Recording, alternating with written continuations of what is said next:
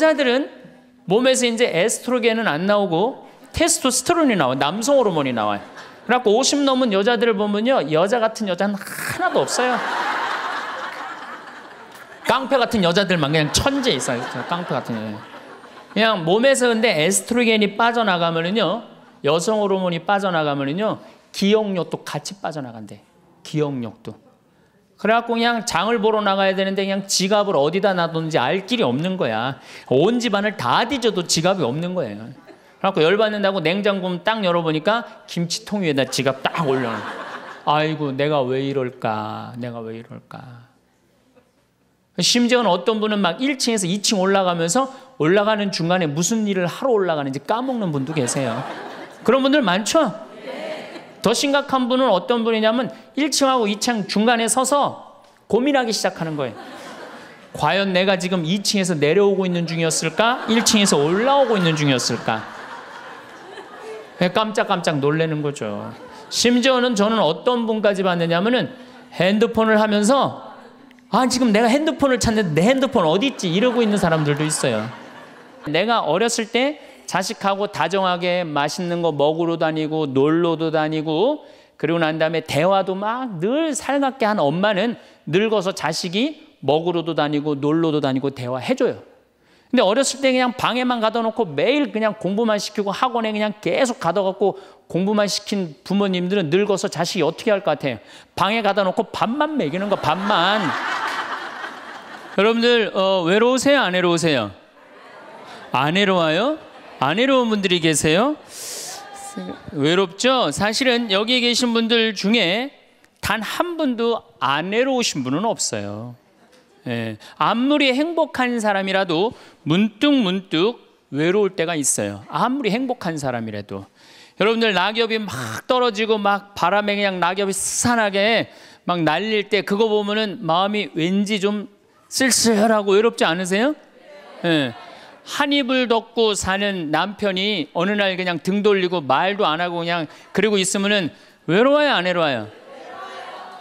우리 인간은요, 고독할 수밖에 없어요. 우리 인간은. 최진실 씨는 죽기 얼마 전에 인터뷰를 할 때 뭐라고 그랬느냐면 20년 동안 연애 생활을 하는 20년 동안 단 하루도 안 외로운 날이 없었다고 그랬어요. 그 외로움이 20년을 축적을 해서 결국은 죽음에 이른 거죠. 여러분들, 내가 병이 들어갖고 이제 막 죽기 일보 직전이야. 그래갖고 남편한테 여보, 나 죽으면 당신 어떻게 할 거야? 근데 남편이 난 당신 없으면 못 살아. 당신 없으면 난 따라 죽을 거야. 그럼 여러분들 그 말 들어도 좋아요, 안 좋아요? 좋죠? 나 죽는데 따라 죽는다는데 얼마나 마음 위로가 돼요. 근데 사실 따라 죽을 수 있는 남편 몇 명이나 될 것 같아요, 여러분들 죽으면은? 없어요? 어쨌든 아무리 행복론을 강의했던 그 당사자도 그 병이라는 그 고통에 이기질 못했던 거죠. 그 예수님은 외로웠겠어요? 안 외로웠겠어요? 예수님도 외로웠어요. 예수님이요, 이 뭐라고 그러셨냐면 오늘 루카복음에 말씀이 나오지만은 예수님이 갈릴레아에서 예루살렘으로 올라가는데 중간에 사마리아라는 지역을 지나가면 지름길로 가세요. 그러니까 그 사마리아라는 동네를 딱 들어가려고 그러니까 사마리아 사람들이 예수님이 예루살렘에, 이 사마리아하고 예루살렘 사람들은 원수지간이에요. 그러니까 우리 동네를 지나서 예루살렘에 올라가는 걸 용납을 안 하세요. 용납을 안 합니다, 사마리아 사람들이. 그래서 우리 마을에 못 들어오게 해요. 그러니까 그냥 야고보하고 요한이 너무너무 화가 나갖고 뭐라고 그랬냐면, 주님, 하늘에서 불을 내려다가 살라버릴까요? 그냥 불질러 버린다는 거죠. 우리를 안 받아들이니까. 그런데 예수님이 그들을 꾸짖고 돌아가세요. 그 마을을 돌아가시고 난 다음에, 돌아가고 난 다음에 그 마을 지나서 이런 말씀을 하세요. 하늘의 새도 보금자리가 있고 여우도 굴이 있지만 사람의 아들은 머리 둘 곳조차 없다. 이렇게 말씀하세요. 아니, 온 세상의 임금님이신 예수님조차도 이 세상에서 사시면서 뭐라고 그랬어요? 하늘의 새도 보금자리가 있고 여우도 굴이 있는데 사람의 아들은 머리 둘 곳조차 없다. 예수님도 외로우셨는데 여러분들이 뭐라고 안 외로워요? 네. 본당 신부님들이 가끔 사제가 돼서 본당 사목을 하다가 교우들하고 갈등을 일으켜요. 갈등을 일으키는데 교우들이 본당 신부님 본당에서 몰아낸다고 주교님한테 막 투서하고 막 연판장 막 돌리고 그럴 때 그 사제는 외로울까 안 외로울까요? 외롭죠. 왜? 정말로 하느님 나라를 위해서, 하느님의 교회를 위해서, 그 교회의 구성인 교우들을 위해서 장가도 안 가고 말이야, 혼자 독신으로 그 교우들을 위해서 온전히 삶을 봉헌했는데 그 교우들이 자기를 몰아낸다, 자기를 투소한다, 정말로 모든 걸 바쳤는데 그 바친 당사자들이 자기를 미워할 때 사제는 고독할까요? 안 고독할까요?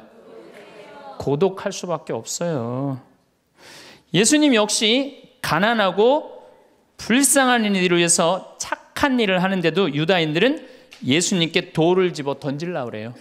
예수님을 미워했어요. 그래서 요한복음 7장을 보면은 예수님이 5천 명을 먹이고 막 기적을 일으키다가 사람들이 마음이 바뀌어갖고 예수님을 죽이려고 그래요. 그러니까 예수님이 요한복음 7장 1절에 뭐라고 그러냐면은 유다를 다니지 않고 갈릴레아에 숨어 다녔다고 그래요. 숨어 다녔다고. 드러나지 않게 다니십니다. 왜?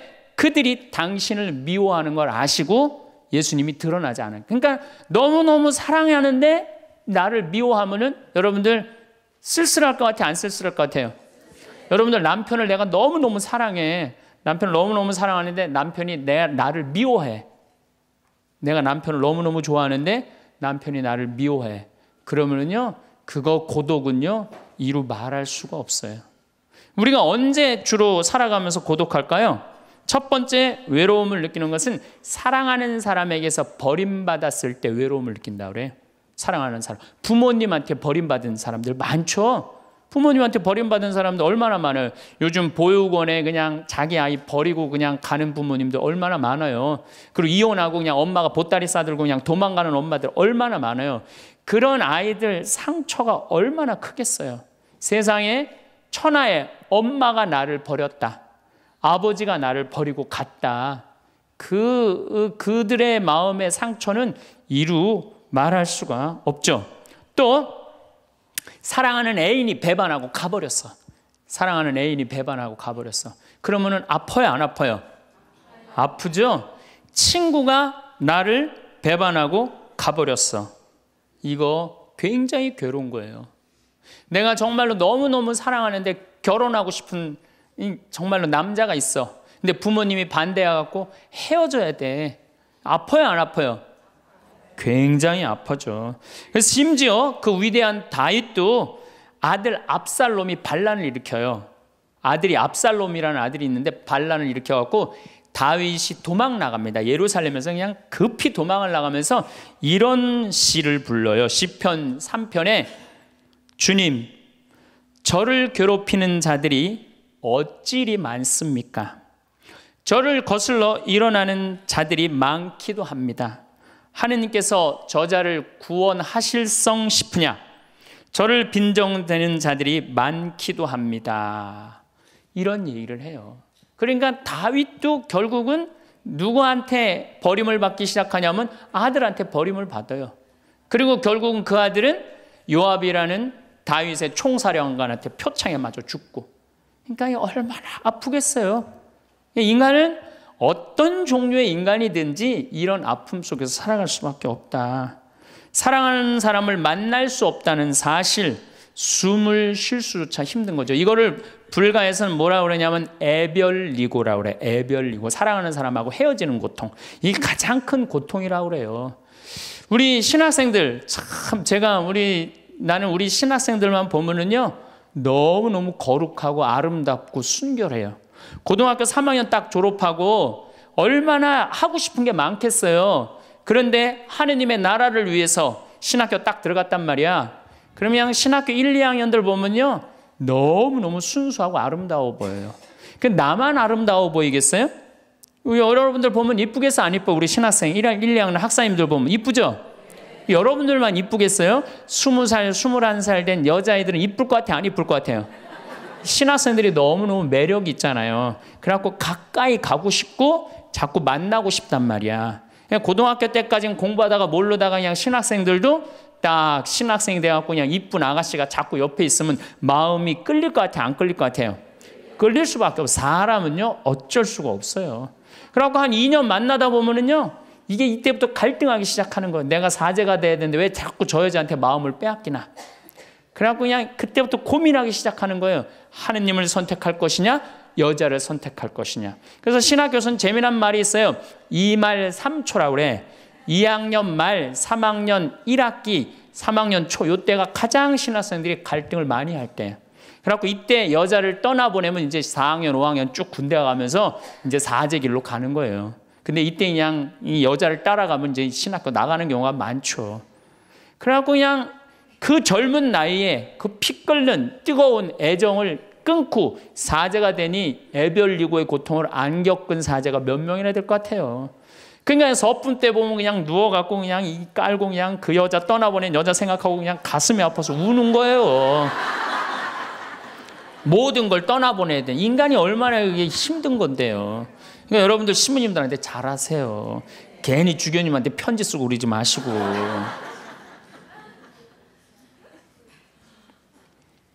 예수님은 마지막 날에 제자들이 예수님을 다 버리고 갔어요.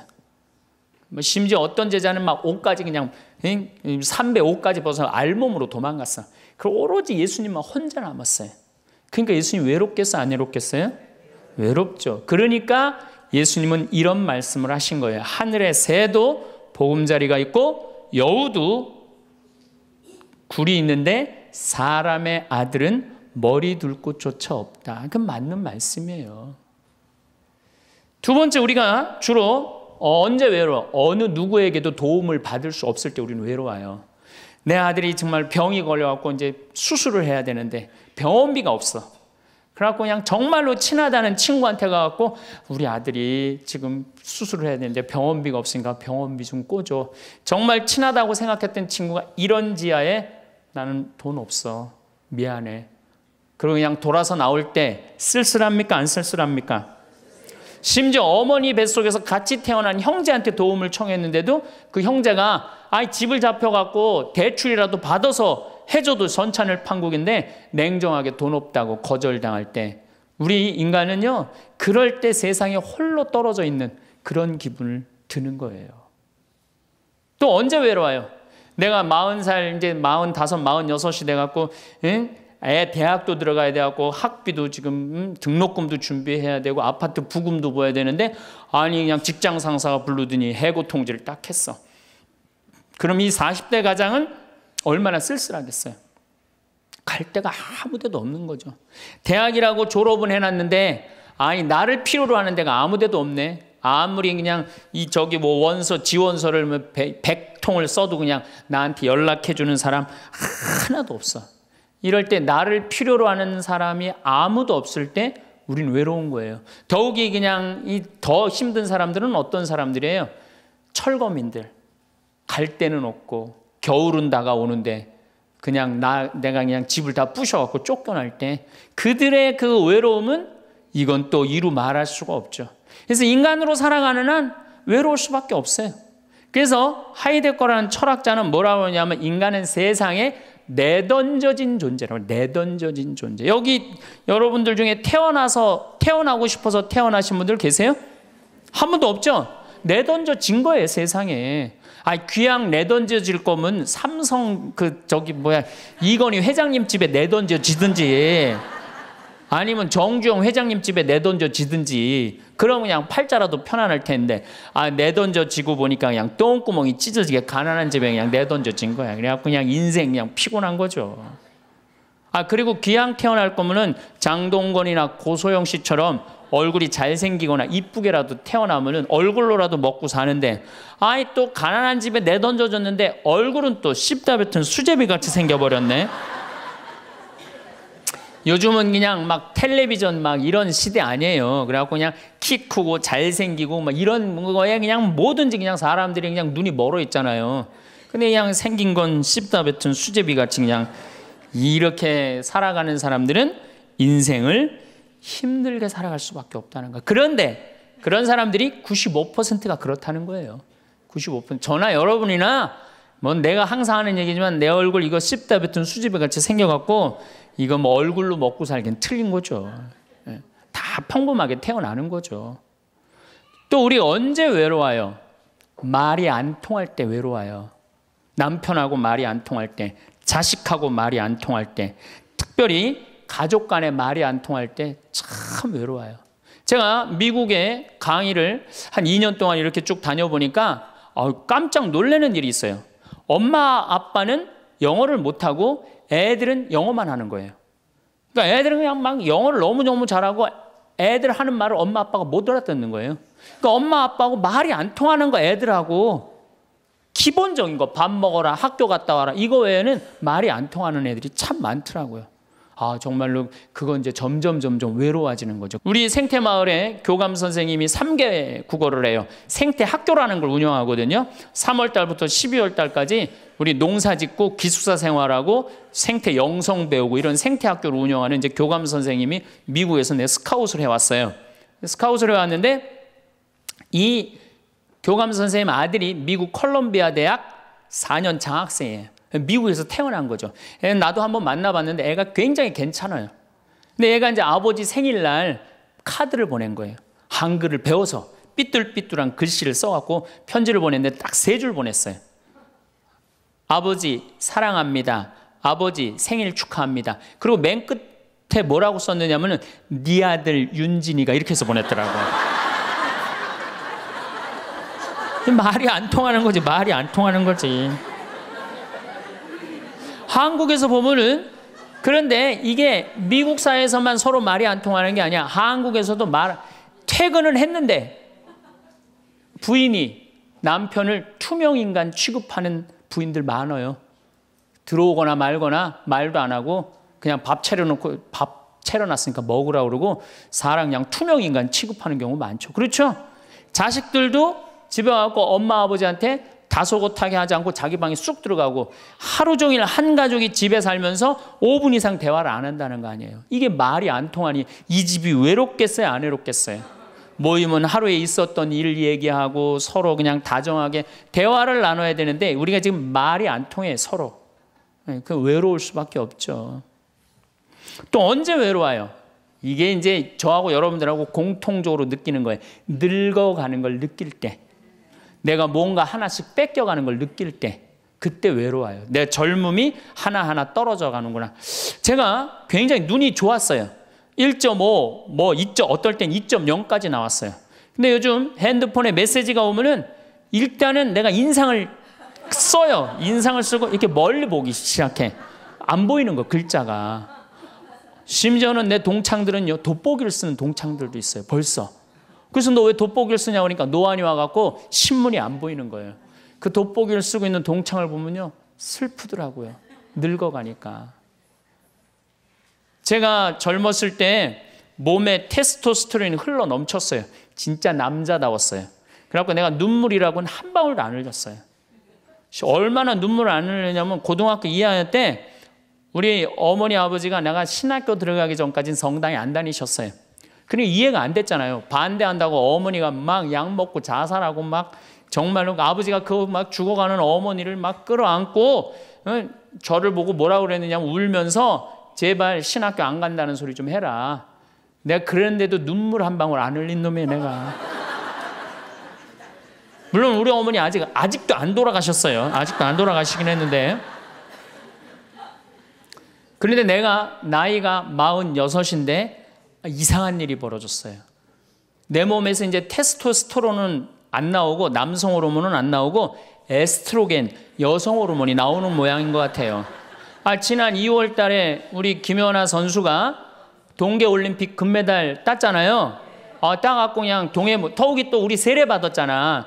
근데 내 딸이 그냥 금메달 따갖고 그냥 동해물가 올라가는데 그냥 그 묵주 반지가 딱 보이는데 눈물 한 방울 딱 떨어지는데 아니 김연아 선수 눈물 한 방울 떨어지는데 왜 내 눈에서 눈물 10방울이 떨어져?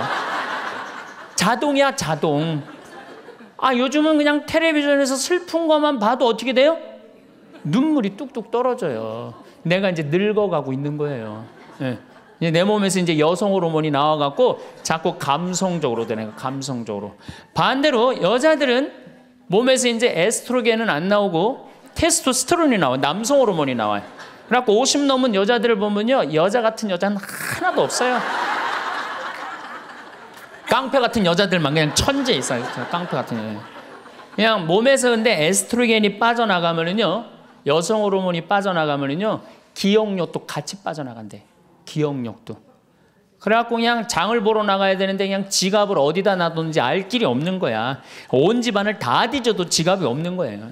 그래갖고 열받는다고 냉장고 딱 열어보니까 김치통 위에다 지갑 딱 올려놔. 아이고, 내가 왜 이럴까? 내가 왜 이럴까? 심지어는 어떤 분은 막 1층에서 2층 올라가면서 올라가는 중간에 무슨 일을 하러 올라가는지 까먹는 분도 계세요. 그런 분들 많죠? 더 심각한 분은 어떤 분이냐면 1층하고 2층 중간에 서서 고민하기 시작하는 거예요. 과연 내가 지금 2층에서 내려오고 있는 중이었을까? 1층에서 올라오고 있는 중이었을까? 깜짝깜짝 놀라는 거죠. 심지어는 저는 어떤 분까지 봤느냐면은 핸드폰을 하면서 지금 내가 핸드폰을 찾는데 내 핸드폰 어디 있지? 이러고 있는 사람들도 있어요. 그런 분들도 있어요. 늙어가는 거죠. 늙어가는 건 굉장히 슬픈 거예요. 젊음을 빼앗기는 거, 이런 것들이 자꾸 우리를 슬프게 하죠. 한숨이 나오죠. 더욱이 아줌마들은요, 40이 넘으면 확 갑자기 몸에 얼굴이 열이 확 올라왔다가 열이 확 식었다가 그러죠. 감정의 기복도요, 막 기뻤다가 슬펐다가 분명해요. 울었다 웃었다가 분명해요.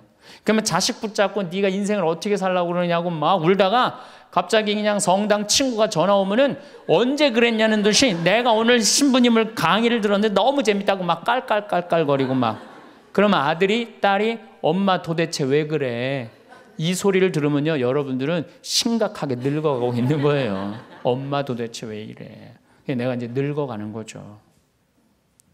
그럴 때 우리 인간은 외로움을 느낀다는 거죠. 우리가 언제 외로울까요? 아플 때 외롭다 그래요. 아플 때. 구약의 유명한 욥은 온몸에 종기가 나서 사람들이 자기를 무시할 때 이런 노래를 부릅니다. 내 형제들은 내게서 멀어지고 내 친구들은 남이 되어 버렸다네. 친척과 친지들은 떨어져 나가고 집안 식객들은 나를 잊었으며 계집종들은 나를 낯선 자로 여기니 저들 눈에 나는 이방인이 되었다네. 내 입김은 아내에게 메스껍고 내 몸에 나는 악취를 자식들에게 풍긴다네. 어린 것들조차 나를 업신여기고 내가 일어서려고만 해도 나를 두고 비아냥거리네. 내게 가까운 동아리도 모두 나를 역겨워하고 내가 사랑하는 자들도 내게 등을 돌리는구려. 이 아픔은요, 이게 우리 인간이 아직 가장 서러울 때가 아플 때예요. 그건 내 남편도 필요 없고 자식도 필요 없을 때가 굉장히 많죠. 그렇죠? 아플 땐 그래요. 어떤 분이 그런 얘기를 하더라고요. 나하고 나이가 비슷한 분인데 자기가 고등학교 때 엄마가 참 자기를 사랑했는데도 불구하고 하루는 굉장히 토했대요. 근데 밤새 토했는데 엄마가 나 토하는 걸 아는데도 문 한 번 안 열어봤을 때 그렇게 외롭고 쓸쓸하고 지금도 그 20몇 년 전 그 생각을 하면은 지금도 외롭고 섭섭하다는 거예요. 그러니까 우리가 가장 서러움을 많이 느낄 때 언제 서러움을 많이 아플 때 나한테 무심하게 대할 때 우리가 서러움을 많이 느낀다는 거죠. 그래서 시편 69편에 이런 얘기가 있어요. 하느님 저를 구하소서. 목까지 물이 들어찼습니다. 깊은 수렁 속에 빠져 발 디딜 데가 없습니다. 물속 깊은 곳으로 빠져 물살이 저를 지칩니다. 소리 지르느라 지치고 저의 목도 쉬었습니다. 저를 까닭 없이 미워하는 자들이 제 머리카락보다 많습니다. 제가 빼앗지도 않았는데 물어내라 합니다. 저는 제 형제들에게 남이 되었고 제 어머니의 소생들에게 이방인이 되었습니다. 물살이 저를 지치지 못하고 깊은 물이 저를 집어삼키지 못하며 심연이 저를 삼켜 그 입을 다물지 못하게 하소서. 인간은 이렇게 누구나 다 힘들고 외롭다는 거예요. 하다못해 같은 이불을 덮고 사는 남편도 내 마음 몰라주고 나 비난하고 몰아세울 때 우리는 외롭고 고독해서 극단적인 방법을 선택하기도 해요. 여러분들 어때요? 우리 여기 자매님들 많으신데 남편 생일에 미역국 끓여주고 자식 생일에 미역국 끓여주고 시부모 생일에 미역국 다 끓여줬어. 근데 정작 내 생일을 미역국 끓여주는 사람 있어요? 네, 없죠? 그래도 내 생일인데 그래도 그냥 생일이니까 그냥 미역국 자기가 이제 끓이는 거야. 근데 아무도 몰라. 미역국 왜 끓였어? 그리고 앉아서 먹는데 그냥 그 미역국을 떠서 먹는데 눈물이 뚝뚝 미역국에 떨어져요? 안 떨어져요? 아무도 나를 몰라줄 때. 그래서 외로움을 많이 느끼는 분들이 여성 주부들이 많이 느낀대요. 애들은 공부하러 학교 다니고 남편은 직장 다니고 빈집을 지키고 있으면 그렇게 쓸쓸하대요. 그래서 이걸 뭐라고 그러냐면은 빈둥지 증후군이 있대요. 빈둥집 증후군. 빈둥지에서 그냥 혼자 그냥 굉장히 그러니까 40대 50대 주부 우울증이 그렇게 많은 거예요. 네, 그분들이. 그런데 놀랍게도 독신으로 사는 여성보다는 결혼한 여성이 더 외롭대요. 독신으로 사는 혼자 사는 여자는 자기가 처음부터 외로울 거라고 생각을 하고 혼자 그냥 미역국 끓여 먹으면 당연하게 생각을 하는 거야. 근데 결혼한 사람은 바라는 게 많잖아요. 근데 남이 안 해주면 더 외로운 거야. 근데 놀랍게도 더 놀라운 건 뭐냐? 40대 자살률을 보면은 여자보다도 남자가 3배 더 많이 죽는데요.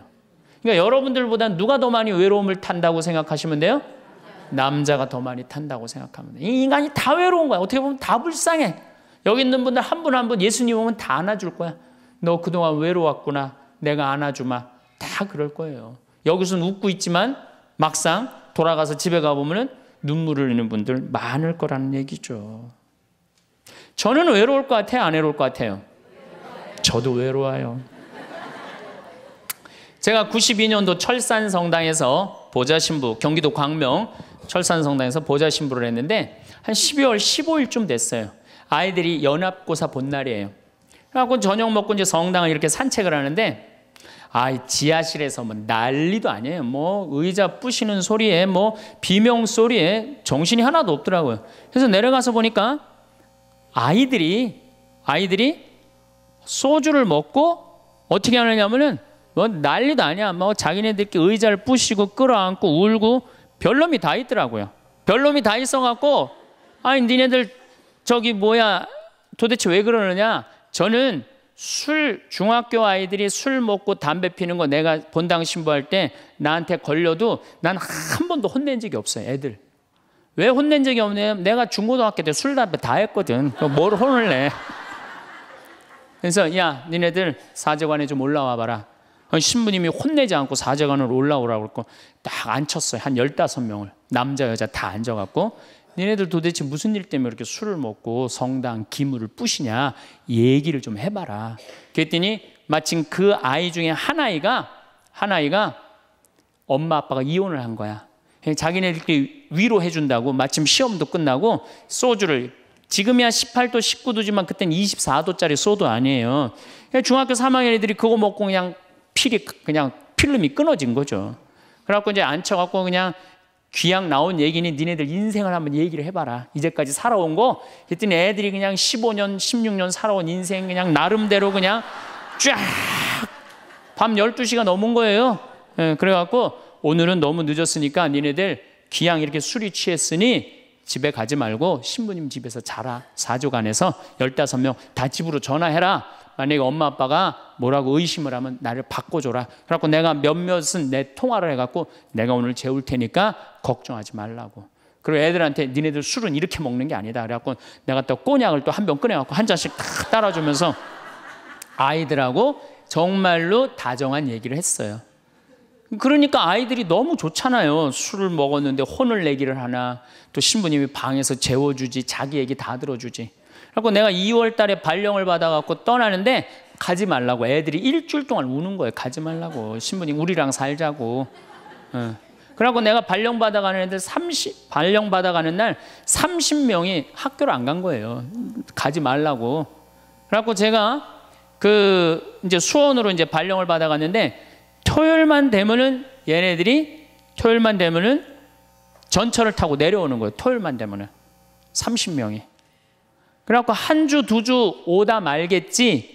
그런데 애들이 3개월 동안 계속 내려오는 거예요. 나보고 싶다고. 생각해보니까 이렇게 하면 안 되겠더라고. 이렇게 끌고 다니다가는 10년 후에는 한 3,000명 끌고 다니겠더라고요. 그래서 사제는 본당을 떠나면은 인연을 끊어야 되는구나. 그때 깨달았어요. 그 다음 사제가 정말로 사목을 잘할 수 있도록 떠난 본당에 일체 연락하면 안 되고 떠난 본당 사람들하고 어울리면 안 되는구나. 그때 깨달았어요. 그래갖고 제가 이제 평택에서 이제 비전동 성당이라고 5년 초대 본당 신부를 했어요. 초대 본당 신부 했으니 교우들하고 얼마나 친했겠어요. 그 다음에 경기도 광주에서 능평성당이라고 거기도 또 초대 본당 신부 5년을 했어요. 10년을 본당 신부로 하고 제가 지금 강원도 평창에 이제 갔잖아요. 6년 전에 평창에 갔는데 내 첫 영명 축일 때 교우들이 신부님 축일 축하한다고 몇 명이나 왔냐면 200명이나 온 거예요. 기분이 너무너무 좋더라고요. 이야, 나를 잊지 않고 이렇게 200명이나 와줬구나. 그렇지만 저는 연락은 안 해, 개인적으로. 근데 둘째에 150명으로 줄어들었어요. 내 축일에. 셋째에는 100명으로 줄어들더라고요. 뭐 계속 연락은 안 하니까 넷째 해는 50명으로 줄어들었어요. 작년에는 30명으로 줄어들더니 올해 내 축일에는 17명이 딱 앞에 그냥 쭉 한 줄 앉아 있는데 외롭더라고요. 근데 사실은 그 200명에서 17명까지 줄어들 때 누가 연락을 안 하고 산 거예요? 내가 연락 안 하고 산 거예요. 사실은 그 외로움을 누가 먼저 만들었냐면 내가 먼저 만드는 거예요. 여러분들 외로운 분들 보면은요, 사실은 어떻게 보면은 다 본인이 담을 쌓고 살기 때문에 외로운 거지, 본인이 마음에 담을 허물면요 절대 안 외로워요. 근데 담 쌓고 사는 경우 많죠. 형제나 친척이 잘못하면은 내가 니네들하고 연락하고 사나 봐라. 그리고 딱 인연 끊어버리잖아요. 그러니까 우리가 외로움은 점점 우리를 더 힘들게 만들어요. 대한민국 사람들이 굉장히 외로운 것 같아요. 대한민국의 명장면이 하나 있어요. 저는 이해가 안 가는 장면 하나 있어요. 대한민국 사람 참 외롭구나, 대한민국 아줌마들이 외롭구나를 느끼는 장면 하나가 있어요. 그게 뭐냐면 연예인들 군대 갈 때예요. 아니, 연예인들 군대 가는데 왜 아줌마 500명이 따라가? 자기 아들 군대 가는 것도 아닌데. 그래갖고 그냥 거기다가 막 기다린다고 그러고. 그러니까 어디 마음을 열어놓을 데가 없는데 그 연예인한테 마음을 열어놓고 사는데 그 연예인이 2년 동안 안 보인다고 그러니 얼마나 슬퍼. 그러니까 그 앞에서 우는 거예요. 참 그 슬픈 장면이죠. 이렇게 만만치 않은 인생살이 살아가기 힘들 때 사람들은 극단적인 방법을 택합니다. 너무 외로울 때, 절망이 끝에 달할 때, 키에르케고르라는 철학자는 죽음에 이르는 병을 절망이라고 해요. 절망. 외로움에서 끝에 아무도 내 옆에 없구나, 이런 절망에 할 때 죽음에 이른다는 거죠. 우리가 여러분들 이 죽음이라는 게 얼마나 무서운 거예요. 어떤 사형수가 교수대에 올라가다가 그 교수대에 올라가는 계단이 썩었나 봐요. 그래갖고 계단에 딱 떨어졌어. 미끄러져갖고 떨어지고 한 말 있잖아요. 하마터면 죽을 뻔했다고. 바로 죽기 직전까지 우리 인간은 무슨 끈을 놓지 않아요? 삶의 끈을 놓지 않아요. 그럼에도 불구하고 죽음을 선택한다는 건 그만큼 괴롭다는 거예요. 그러니까 대한민국에 자살이 많다는 이유는 뭐냐면은 누가 잘못 사는 거냐면 우리가 잘못 사는 거예요. 우리 종교인들이 잘못 살아서 그래요. 아니, 그런 외로운 사람들 위로가 되려고 예수님이 이 세상에 왔는데 우리가 위로가 안 되는 거죠. 그러니까 그냥 끈이 없다고 생각하니까 그냥 목숨을 끊는 거죠. 그러니까 외로운 거는 못난 사람들도 외로움을 느끼지만 어떤 사람들도 외로움을 느껴요? 잘난 사람들도 외로움을 느껴요. 그래서 사람들은 이래요. 나는 미치도록 외롭다. 죽고 싶을 정도로 외롭다는 말을 해요. 미치도록 외롭다는 말. 여러분들 현대인들이요, 한 번은 60% 정도는 살아가면서 우울증에 걸린대요. 한 번은. 여기 계신 분들 중에 지금 군대 가는 아이들 멘탈 테스트를 해보면요, 한 50% 이상이 한 번은 제정신이 아닌 상태래요. 멘탈 테스트를 해보면은. 그러니까 여기 계신 분 두 분 중에 한 분은 지금 제정신이 아닌 거예요. 반은 제정신 아닌 상태로 지금 앉아 있는 거예요. 신부님, 저는 제정신인 것 같은데요. 그분은 완전히 도루신 분이에요. 왜 왜 제정신이 아닌 상태에서 우리가 지금 살고 있느냐? 텔레비전 보면요, 기가 막힌 거 많이 나와요. 보험금 타먹는다고 한 10년 전에 자식 손가락 자른 아버지 생각나시죠? 네. 그리고 얼마 전에는 초등학교, 중학교 애들이 초등학교를 발로 차갖고 그냥 공중에 뜬 거 재밌다고 동영상 찍어갖고 올려놓은, 그 제정신이에요? 제정신 아니에요? 제정신 아니에요. 부모가 자식 죽이고, 자식이 부모 죽이고, 남편이 아내 죽이고, 아내가 남편 죽이고, 이게 우리가 다 제정신이 아니에요. 100년 전 조선시대 사람들을 데려다 놓고, 100년 전 조선시대 사람을 데려다 놓고 한번 여러분들 요즘 사회 뉴스를 한번 보게 하세요. 그 사람 미칠 것 같아요? 안 미칠 것 같아요? 근데 여러분들은 그거 매일 죽이고 살인하고 강간하고 뭐 아이들만 성추행하고 이러는 거 보는데도 여러분들 왜 안 미쳐요? 이미 어느 정도 미쳐 있어. 미쳐 있기 때문에 그걸 봐도 안 이상한 거예요. 그러니까 우리가 잃어버린 마음을 찾아야 된다는 거죠. 잃어버린 마음을. 그러니까 외로운 사람들끼리 서로 모여서 서로 위로가 돼야 되는데, 외로운 사람들이 뭘 하느냐면 컴퓨터 게임에 미쳐 있는 거예요. 컴퓨터 다 사람은 안 만나고 기계만 만나는 거예요. 그러니까 더 미치는 거죠. 더 미치는 거예요. 그래서 우리가 이런 외로움을 극복하려고 그러면은 정말로 서로 사랑해야 돼요. 예수님 말씀처럼 우리가 서로 사랑해야 돼요. 서로를 배려해주고 서로를 신경 써주고. 근데 우리는 이게 서로 사랑하고 서로 배려해주는 게 부족한 거죠. 굉장히 이기적으로 사는 거죠. 이기적으로. 그럼 여러분들은 언제 외로움을 정말로 극단적으로 느끼느냐? 자식한테 기댈 때. 특히 여기 계신 여러분들은 언제 더 많은 외로움을 느끼냐면, 늙어서 자식이 나한테 잘해주겠지, 이런 마음 먹는 분들은요 외로워요. 딸이 나한테 잘해주겠지, 늙어서 나 용돈도 주고 내가 고생해서 키워놨으니까 나 호강시켜주겠지, 이런 생각하는 분들은요 외로울 수밖에 없어요. 자식은요 잘 키워도 소용없고 못 키워도 소용없는 게 자식이에요. 자식은 그저 고등학교 3학년 때까지 키우고 끝나야지, 그 다음 욕심내면요 여러분들 외로울 수밖에 없어요. 그러면은 못 키운 자식이 왜 소용없어요? 아니 그냥 중고등학교 때 속새기는 놈 커서도 속새겨요. 직장도 못 들어가고 그냥 빌빌거리고, 그리고 또 결혼해도 제대로 살지도 못하고 그냥 또 이혼해갖고 그냥 손자 그냥 나한테 맡겨갖고 힘들어. 그러니까 자식은 못 키우는 자식 소용없어요. 그러면은 잘 키우는 자식은 왜 소용없느냐? 잘 키운 건 더 소용없어요. 그냥 좋은, 여기 지금 서울대학 가까이 있잖아요. 며칠 전에도 내가 서울대학 가서 강의를 했는데, 똑똑해. 정말 누가 봐도 잘 키워놨고 잘라놨어. 빛이 번쩍번쩍 나. 서울대학 졸업하고 난 다음에 삼성에 취직을 했어. 그래갖고 아들이 양복을 입고 출근하는데 너무 보기가 좋은 거야. 그렇게 잘 논 아들일수록 더 여우 같은 며느리가 나타나갖고 낚아채 가는 거예요. 더 여우 같은 며느리가 낚아채 가는 거예요.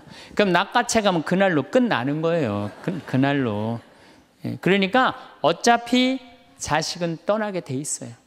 어차피 자식은 떠나게 돼 있어요.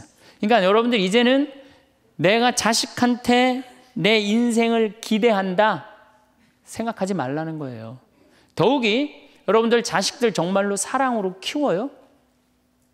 태어나갖고 자식들 사랑으로 키워요?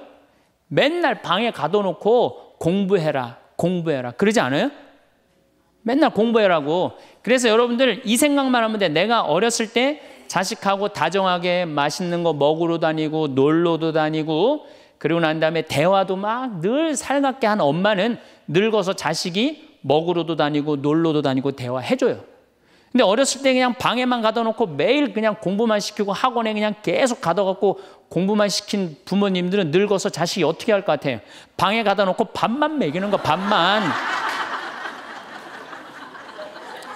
그리고 이제 완전히 이제 늙어갖고 움직이지 못할 때 어떻게? 학원에 그냥 계속 가두듯이 이제는 그냥 양로원에 그냥 가둬갖고 그냥 거기서 살라고 그래. 그냥 자식들한테 공부해라 그런 부모님들, 이거 심각하게 이거 고민해야 돼요. 그런 분들은 더 외로울 수밖에 없어. 더 외로울 수밖에 없어. 그러니까 보통 이제 초등학교 이제 1학년, 2학년 애들이 막 너무 6, 7살까지는 이쁘다가 초등학교 들어가면 막 공부를 안 하고 그러면요, 애들한테 엄마가 막 폭언을 하기 시작해요. 폭언을 하기 시작해요. 그래갖고 성적표를 받아왔는데 40점, 50점 이렇게 받아오면은 애들한테 그래요. 너 밥이 넘어가냐고. 어? 네가 잠이 오냐고. 너 지금 텔레비 봐야 되느냐고. 어? 그래갖고 그냥 보통 공부 못하는 애들이 성격이 느긋한 애들이 공부 못해요. 내일 시험이라도 걱정 안 하고 느긋하게 있는 애들이 공부 못하는 거예요. 그렇죠? 그럼 그거 보고 있으면 엄마가 불이 나요, 안 나요? 그래서 느긋한 성격 가진 애를 그냥 괴롭히기 시작해. 욕을 해대는 거야. 초등학교 6년 욕을 한단 말이야. 그럼 애가 6년 지나가면 그냥 성격이 삐뚤어져요. 아, 공부 못해도 우리 아들 착하다, 우리 딸 예쁘다, 우리 아들 성격 좋다. 그러면 6학년 때까지 성격 안 삐뚤어지거든요. 근데 6년 내내 엄마가 욕을 하는 거야. 너 같은 인간이 밥을 내가 너를 놓은 게, 내가 너 놓고 미역국 먹은 게 내가 후회된다 막 이러니 6년 동안 애가 그냥 삐뚤어지는 거야. 이제 중학교 올라가면 더 삐뚤어지는 거죠. 중학교 올라가면 엄마가 더 극단적으로 아이하고 싸우는 거예요. 그러니까 중학교 되면 애가 엄마랑 같이 있고 싶지 않은 거예요. 그래서 어디 좀 놀러 가자고 그래도 어떻게 엄마 아빠나 갔다 오라고. 외로울 수밖에 없는 거죠. 고등학교까지 되면은 완전히 빗나가게 되면 심한 아이들은 어떤 경우도 있느냐면요, 정신질환까지 앓는 아이들도 있어요. 심한 경우는. 그래서 보통 엄마들이 어느 정도로 우리가 정말로 한심하냐 하면은 이제 자기 아이가 태어나면은 꿈에 부풀어 있는 거예요. 자기 아이가 천재인 줄 아는 거, 천재. 그래갖고 막 엄마, 아빠 그럼 막 천재가 말하는 것 같은 거야. 막 1살, 2살짜리. 그래갖고 내 아들 천재, 내 딸 천재라고 우유를 먹여도 아인슈타인만 먹여요. 천재 먹으라고. 아인슈타인 우유만 먹는 거야. 애가 그냥. 그래갖고 그냥 초등학교 들어갔는데 이놈이 천재인 줄 알았더니 섞어 놓으니까 아인슈타인 정도는 아닌 것 같아. 그래서 우유를 바꿉니다. 서울 우유로 바꾸는 거야. 서울 우유로. 그래서 서울대학은 가라고 서울로 바꾸는 거예요. 6년 동안 서울이 죽으라고 먹였어. 근데 중학교 올라갔더니 이게 컴퓨터 게임에 빠지기 시작하네. 그래갖고 그냥 성적이 보니까 이거 뭐 영 아닌 것 같아. 그래서 엄마가 마음을 또 바꿔. 연세 우유로 바꿔. 연세 우유로. 고등학교 들어가 보니까 이건 뭐 진짜 아니야. 그래갖고 그래도 엄마가 포기를 못하고 무슨 우유를 먹이냐면 건국 우유를 먹어요. 건국 우유를. 근데 사실은 이 우유까지는 괜찮아요. 건국 우유까지 서울에 있는 학교에 가면요, 서울대학이에요. 이 지방에 다 가거든요. 고등학교 3학년 때는 이건 건국 우유도 안 될 것 같아. 그래갖고 그냥 최종적으로 정말로 애절한 마음으로 먹이는 우유가 뭔지 아세요? 저지방 우유예요. 저지방 우유. 지방대학은 가지 말아라. 여러분들, 얼마 전에 어떤 아이가 자기는 예술고등학교 가고 싶은데 엄마 아빠가 판검사 되라고 어떻게 애를 괴롭힌 거예요. 그러니까 애가 그냥 불을 질러갖고 엄마 아빠 여동생 할머니까지 다 죽었잖아요. 그러니까 여러분들 자식을 정말로 사랑으로 키우느냐 욕심으로 키우느냐 이거 반성해야 돼요. 그렇게 애를 힘들게 키우는데 여러분들 노년이 풍요롭겠어요? 사랑이 없는 거예요. 사랑이. 정말 안타깝죠. 그래서 우리들이 그 아이들이 자기가 능력이 자꾸 깨져가는 걸 느낄 때 우리는 쓸쓸하고 외롭다는 거죠. 그때 누가 위로가 돼야 돼? 엄마들이 위로가 돼. 우리 아들 괜찮아. 정말 착하고 하느님 찬양하고 하느님 사랑하고 매일매일 성실하면 살면 돼. 그걸 전해줄 때 여러분들 노년은 안 외로워요. 너 같은 걸 내가 낳았으니 이 웬수야. 밥이 넘어가느냐? 이런 분들은 외로울 수밖에 없어요. 오늘도 황창현 신부님의 행복특강 잘 들으셨나요? 이어서 나이 들수록 들으면 도움이 되는 지혜의 말씀을 들려드리겠습니다. 사람은 살아가면서 나이에 따라 시기마다 여러 가지 고민을 겪는다. 유치원 아이들에게는 한글과 알파벳을 외우는 게 큰 과제다. 초등학교에 입학하면 구구단을 외우는 게 고민이다. 학생은 공부하는 게 고민이고 청년은 연애나 취업으로 고민이다. 어른이 되면 고민이 끝이 나는가? 직장이나 사회생활은 물론 집에서의 가족관계 등 고민거리가 많다. 지나고 보면 사실 그때 고민하던 문제는 별것 아니었는데 그 당시에는 알턱이 있나? 이 세상에 공짜로 주어지는 것은 아무것도 없다. 그런데 뿌리는 중간 과정의 연습과 도전, 실패와 반복 없이 자꾸만 결과만을 바란다. 그 결과가 자기 뜻대로 이루어지지 않는다고 좌절하고 절망하고 자신을 한탄하고 주변 사람을 괴롭히게 된다. 실패를 좌절이 아니라 경험으로 받아들여 연습으로 여기고 결과를 책임 있게 인정한다면 결과가 어떻게 되든 나에게도 좋고 남에게도 좋은 자유롭고 행복한 인생을 살 수 있다. 우리가 살다 보면 사람과의 관계는 늘 바뀐다. 그만큼 제일 어렵고 생각하게 만드는 부분이기도 하다. 단 하루를 보아도 내 마음을 열게 하는 사람이 있고 오랜 시간을 보아도 이상하게 내 마음을 점점 다치게 하는 사람이 있다. 인생을 함께 온 시간과 깊이는 꼭 비례하지 않는다. 관계에서 의미가 있는 것은 시간이 아닌 마음의 진실이기 때문이다.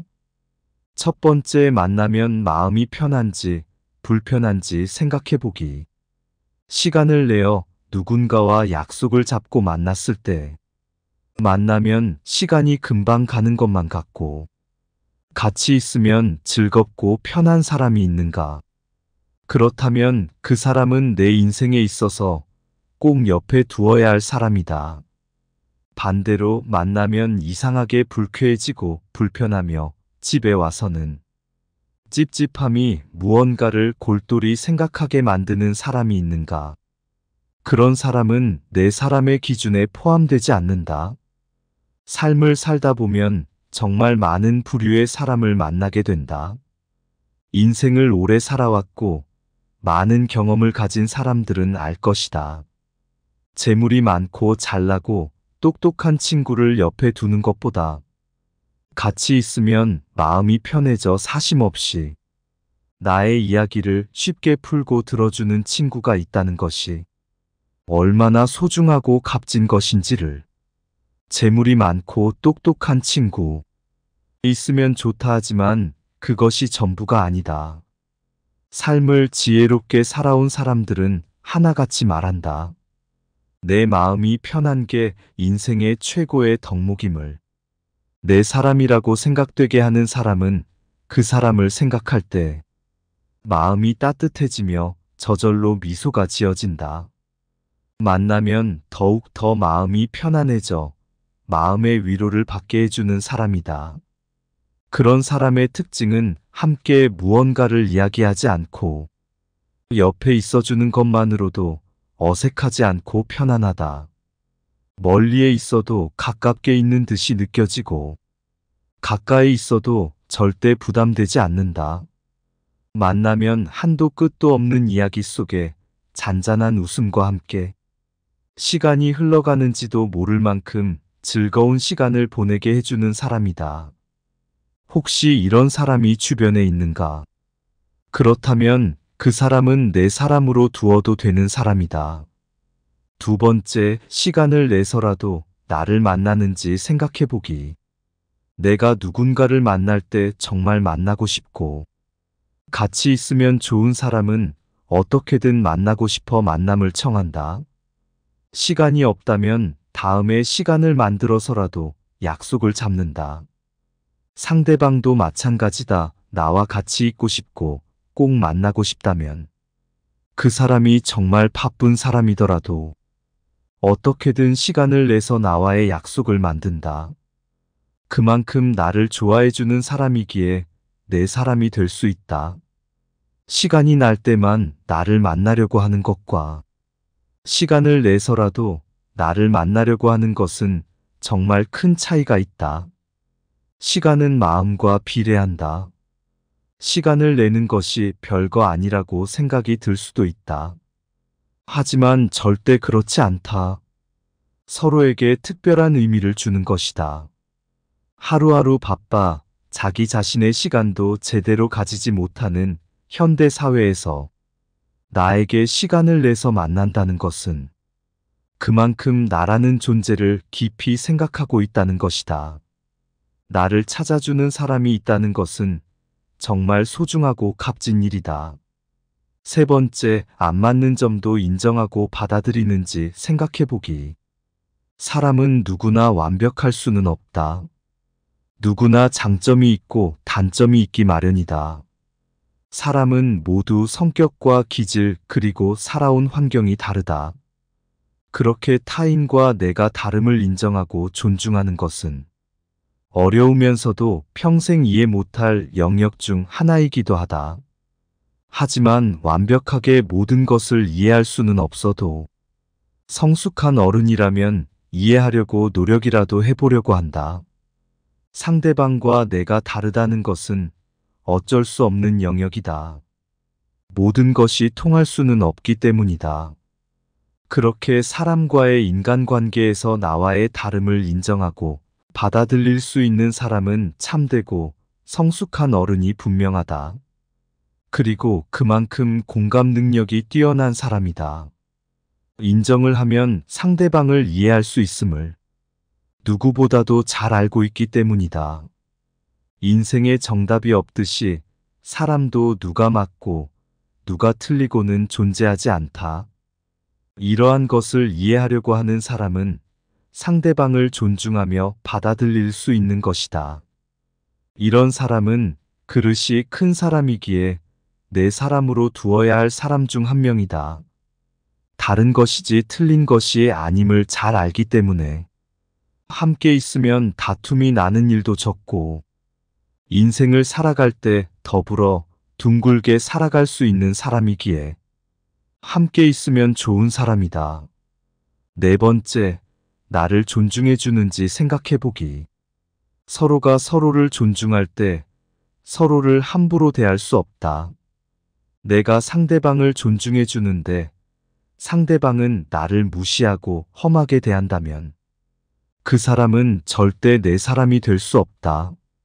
만약 나를 무시하고 낮춰보는 사람이 있다면 하루빨리 그 사람과의 관계를 끊어내기를 바란다.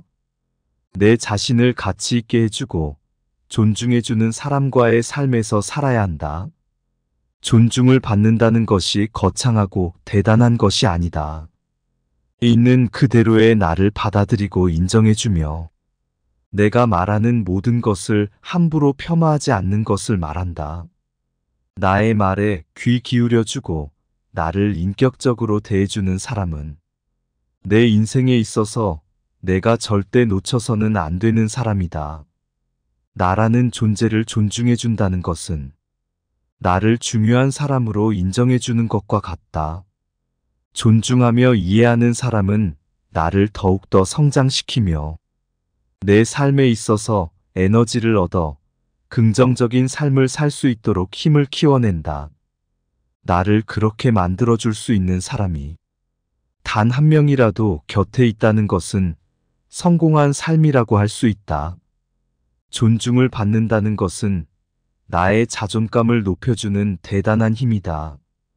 존중을 받는다는 것은 내 인생에 있어 정말 큰 선물이다. 그러한 큰 힘과 선물을 주는 사람은 꼭 내 사람으로 두어야 한다. 다섯 번째, 내가 힘들 때 곁에 있어주는지 생각해보기. 인생은 항상 평탄하지는 않다. 행복한 시기도 있지만 아닌 시기도 분명 존재한다. 내가 잘 되고 행복할 때 함께 기뻐해주고 곁에 있어주는 사람이 있다는 것은 너무나도 감사하고 좋은 일이지만 내가 정말 힘들 때 곁에 있어주는 사람은 내 인생에 있어서 무조건 옆에 고이고이 소중하게 두어야 할 사람이다. 너무나도 힘든 고통과 절망 속에서 허우적거리고 있을 때, 삶이 너무 힘들어 주체 없이 흔들릴 때, 정말 진심으로 필요한 것은 내 옆에 묵묵히 있어주는 따뜻한 온기이며 사람이다. 무언가를 대단하게 하지 않고 옆에 있는 것만으로도 힘이 되는 사람이 있다. 내가 슬플 때 조용히 눈물을 닦아주고 말을 들어주고 응원을 해주며 옆을 지켜주는 사람이 있다면 그 사람은 내 인생에 있어 함께하기에 값진 사람이다. 이런 사람은 내 사람임을 깨닫고 소중하게 대해주어야 한다. 어떤 사람이 진짜 내 사람이고 내 옆에 둬야 하는지 진국인 내 사람을 알아보는 것은 엄청난 능력이다. 내 인생을 찬란하고 값지게 만들어주기 때문이다. 한 번쯤 이런 생각을 해봤으면 한다. 당장 내일 무슨 일이 일어날지 모르는 이 인생사에서 무슨 일이 일어나도 아무 문제가 없는 삶을 살아가는 것. 이것이 고마움이고 행복이다. 비가 오면 비가 오는 대로 좋고, 맑으면 맑은 대로 좋고, 추우면 추운 대로 좋고, 또 더우면 더운 대로 좋다. 그렇게 마음이 자유로운 삶이 행복으로 가는 길이며 마음의 봄이다. 늘 행복한 당신에게는 자연스레 주변에 좋은 사람들이 분명히 함께할 것이다. 주위의 소중한 분들에게도 공유해 주시면 좋을 것 같습니다. 한 번 더 들으시면 가슴에 더욱 새겨질 것입니다. 반복 재생합니다. 여러분들 외로우세요? 안 외로우세요? 안 외로워요? 안 외로운 분들이 계세요? 외롭죠? 사실은 여기 계신 분들 중에 단 한 분도 안 외로우신 분은 없어요. 예, 아무리 행복한 사람이라도 문득 외로울 때가 있어요. 아무리 행복한 사람이라도. 여러분들 낙엽이 막 떨어지고 막 바람에 그냥 낙엽이 스산하게 막 날릴 때 그거 보면은 마음이 왠지 좀 쓸쓸하고 외롭지 않으세요? 예. 한 이불 덮고 사는 남편이 어느 날 그냥 등 돌리고 말도 안 하고 그냥 그러고 있으면은 외로워요, 안 외로워요? 우리 인간은요 고독할 수밖에 없어요. 우리 인간은. 최진실 씨는 죽기 얼마 전에 인터뷰를 할 때 뭐라고 그랬느냐면 20년 동안 연애 생활을 하는 20년 동안 단 하루도 안 외로운 날이 없었다고 그랬어요. 그 외로움이 20년을 축적을 해서 결국은 죽음에 이른 거죠. 여러분들 내가 병이 들어갖고 이제 막 죽기 일보 직전이야. 그래갖고 남편한테 여보 나 죽으면 당신 어떻게 할 거야? 근데 남편이 난 당신 없으면 못 살아. 당신 없으면 난 따라 죽을 거야. 그럼 여러분들 그 말 들어도 좋아요, 안 좋아요? 좋죠? 아, 나 죽는데 따라 죽는다는데 얼마나 마음 위로가 돼요. 근데 사실 따라 죽을 수 있는 남편 몇 명이나 될 것 같아요, 여러분들 죽으면은? 없어요? 어쨌든 아무리 행복론을 강의했던 그 당사자도 그 병이라는 그 고통에 이기질 못했던 거죠. 그 예수님은 외로웠겠어요? 안 외로웠겠어요? 예수님도 외로웠어요. 예수님이요, 이 뭐라고 그러셨냐면 오늘 루카복음에 말씀이 나오지만은 예수님이 갈릴레아에서 예루살렘으로 올라가는데 중간에 사마리아라는 지역을 지나가면 지름길로 가세요. 그러니까 그 사마리아라는 동네를 딱 들어가려고 그러니까 사마리아 사람들이 예수님이 예루살렘에, 이 사마리아하고 예루살렘 사람들은 원수지간이에요. 그러니까 우리 동네를 지나서 예루살렘에 올라가는 걸 용납을 안 하세요. 용납을 안 합니다, 사마리아 사람들이. 그래서 우리 마을에 못 들어오게 해요. 그러니까 그냥 야고보하고 요한이 너무너무 화가 나갖고 뭐라고 그랬냐면 주님, 하늘에서 불을 내려다가 살라버릴까요? 그냥 불질러 버린다는 거죠. 우리를 안 받아들이니까. 그런데 예수님이 그들을 꾸짖고 돌아가세요. 그 마을을 돌아가시고 난 다음에 그 마을 지나서 이런 말씀을 하세요. 하늘의 새도 보금자리가 있고 여우도 굴이 있지만 사람의 아들은 머리 둘 곳조차 없다. 이렇게 말씀하세요. 아니, 온 세상의 임금님이신 예수님조차도 이 세상에서 사시면서 뭐라고 그랬어요? 하늘의 새도 보금자리가 있고 여우도 굴이 있는데 사람의 아들은 머리 둘 곳조차 없다. 예수님도 외로우셨는데 여러분들이 뭐라고 안 외로워요? 예. 본당 신부님들이 가끔 사제가 돼서 본당 사목을 하다가 교우들하고 갈등을 일으켜요. 갈등을 일으키는데 교우들이 본당 신부님 본당에서 몰아낸다고 주교님한테 막 투서하고 막 연판장 막 돌리고 그럴 때 그 사제는 외로울까 안 외로울까요? 외롭죠. 왜? 정말로 하느님 나라를 위해서, 하느님의 교회를 위해서, 그 교회의 구성인 교우들을 위해서 장가도 안 가고 말이야, 혼자 독신으로 그 교우들을 위해서 온전히 삶을 봉헌했는데 그 교우들이 자기를 몰아낸다, 자기를 투서한다, 정말로 모든 걸 바쳤는데 그 바친 당사자들이 자기를 미워할 때 사제는 고독할까요? 안 고독할까요? 고독할 수밖에 없어요. 예수님 역시 가난하고 불쌍한 이들을 위해서 착한 일을 하는데도 유다인들은 예수님께 돌을 집어 던지려고 그래요. 예수님을 미워했어요. 그래서 요한복음 7장을 보면은 예수님이 5천 명을 먹이고 막 기적을 일으키다가 사람들이 마음이 바뀌어갖고 예수님을 죽이려고 그래요. 그러니까 예수님이 요한복음 7장 1절에 뭐라고 그러냐면은 유다를 다니지 않고 갈릴레아에 숨어 다녔다고 그래요. 숨어 다녔다고. 드러나지 않게 다니십니다. 왜? 그들이 당신을 미워하는 걸 아시고 예수님이 드러나지 않아요. 그러니까 너무너무 사랑하는데 나를 미워하면은 여러분들 쓸쓸할 것 같아요? 안 쓸쓸할 것 같아요? 여러분들 남편을 내가 너무너무 사랑해. 남편을 너무너무 사랑하는데 남편이 나를 미워해. 내가 남편을 너무너무 좋아하는데 남편이 나를 미워해. 그러면은요, 그거 고독은요, 이루 말할 수가 없어요. 우리가 언제 주로 살아가면서 고독할까요? 첫 번째 외로움을 느끼는 것은 사랑하는 사람에게서 버림받았을 때 외로움을 느낀다 그래요. 사랑하는 사람. 부모님한테 버림받은 사람들 많죠. 부모님한테 버림받은 사람들 얼마나 많아요. 요즘 보육원에 그냥 자기 아이 버리고 그냥 가는 부모님들 얼마나 많아요. 그리고 이혼하고 그냥 엄마가 보따리 싸들고 그냥 도망가는 엄마들 얼마나 많아요. 그런 아이들 상처가 얼마나 크겠어요. 세상에 천하에 엄마가 나를 버렸다. 아버지가 나를 버리고 갔다. 그들의 마음의 상처는 이루 말할 수가 없죠. 또 사랑하는 애인이 배반하고 가버렸어. 사랑하는 애인이 배반하고 가버렸어. 그러면은 아파요, 안 아파요? 아프죠? 친구가 나를 배반하고 가버렸어. 이거 굉장히 괴로운 거예요. 내가 정말로 너무너무 사랑하는데 결혼하고 싶은 정말로 남자가 있어. 근데 부모님이 반대해갖고 헤어져야 돼. 아파요, 안 아파요? 굉장히 아파죠. 그래서 심지어 그 위대한 다윗도 아들 압살롬이 반란을 일으켜요. 아들이 압살롬이라는 아들이 있는데 반란을 일으켜갖고 다윗이 도망 나갑니다. 예루살렘에서 그냥 급히 도망을 나가면서 이런 시를 불러요. 시편 3편에 주님, 저를 괴롭히는 자들이 어찌리 많습니까? 저를 거슬러 일어나는 자들이 많기도 합니다. 하느님께서 저자를 구원하실성 싶으냐? 저를 빈정대는 자들이 많기도 합니다. 이런 얘기를 해요. 그러니까 다윗도 결국은 누구한테 버림을 받기 시작하냐면 아들한테 버림을 받아요. 그리고 결국은 그 아들은 요압이라는 다윗의 총사령관한테 표창에 맞아 죽고. 그러니까 얼마나 아프겠어요.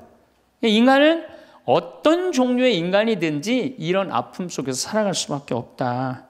사랑하는 사람을 만날 수 없다는 사실, 숨을 쉴 수조차 힘든 거죠. 이거를 불가에서는 뭐라고 그러냐면 애별리고라고 그래. 애별리고. 사랑하는 사람하고 헤어지는 고통. 이게 가장 큰 고통이라고 그래요.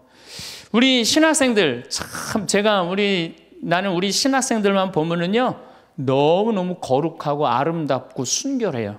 고등학교 3학년 딱 졸업하고 얼마나 하고 싶은 게 많겠어요. 그런데 하느님의 나라를 위해서 신학교 딱 들어갔단 말이야. 그러면 신학교 1, 2학년들 보면요 너무너무 순수하고 아름다워 보여요. 나만 아름다워 보이겠어요? 여러분들 보면 이쁘겠어, 안 이뻐? 우리 신학생 1, 2학년 학사님들 보면 이쁘죠? 여러분들만 이쁘겠어요? 20살, 21살 된 여자아이들은 이쁠 것 같아요, 안 이쁠 것 같아요? 신학생들이 너무너무 매력이 있잖아요. 그래갖고 가까이 가고 싶고 자꾸 만나고 싶단 말이야. 고등학교 때까지는 공부하다가 모르다가 그냥 신학생들도 딱 신학생이 돼갖고 그냥 이쁜 아가씨가 자꾸 옆에 있으면 마음이 끌릴 것 같아요, 안 끌릴 것 같아요? 끌릴 수밖에 없어요. 사람은요 어쩔 수가 없어요. 그래갖고 한 2년 만나다 보면은요 이게 이때부터 갈등하기 시작하는 거예요. 내가 사제가 돼야 되는데 왜 자꾸 저 여자한테 마음을 빼앗기나. 그래갖고 그냥 그때부터 고민하기 시작하는 거예요. 하느님을 선택할 것이냐 여자를 선택할 것이냐. 그래서 신학교에서는 재미난 말이 있어요. 2말 3초라고 그래. 2학년 말 3학년 1학기 3학년 초 이때가 가장 신학생들이 갈등을 많이 할 때. 그래갖고 이때 여자를 떠나보내면 이제 4학년 5학년 쭉 군대 가면서 이제 사제길로 가는 거예요. 근데 이때 그냥 이 여자를 따라가면 이제 신학교 나가는 경우가 많죠. 그래갖고 그냥 그 젊은 나이에 그 피 끓는 뜨거운 애정을 끊고 사제가 되니 애별리고의 고통을 안 겪은 사제가 몇 명이나 될 것 같아요. 그러니까 서품 때 보면 그냥 누워갖고 그냥 이 깔고 그냥 그 여자 떠나보낸 여자 생각하고 그냥 가슴이 아파서 우는 거예요. 모든 걸 떠나보내야 돼. 인간이 얼마나 이게 힘든 건데요. 그러니까 여러분들 신부님들한테 잘하세요. 괜히 주교님한테 편지 쓰고 그러지 마시고.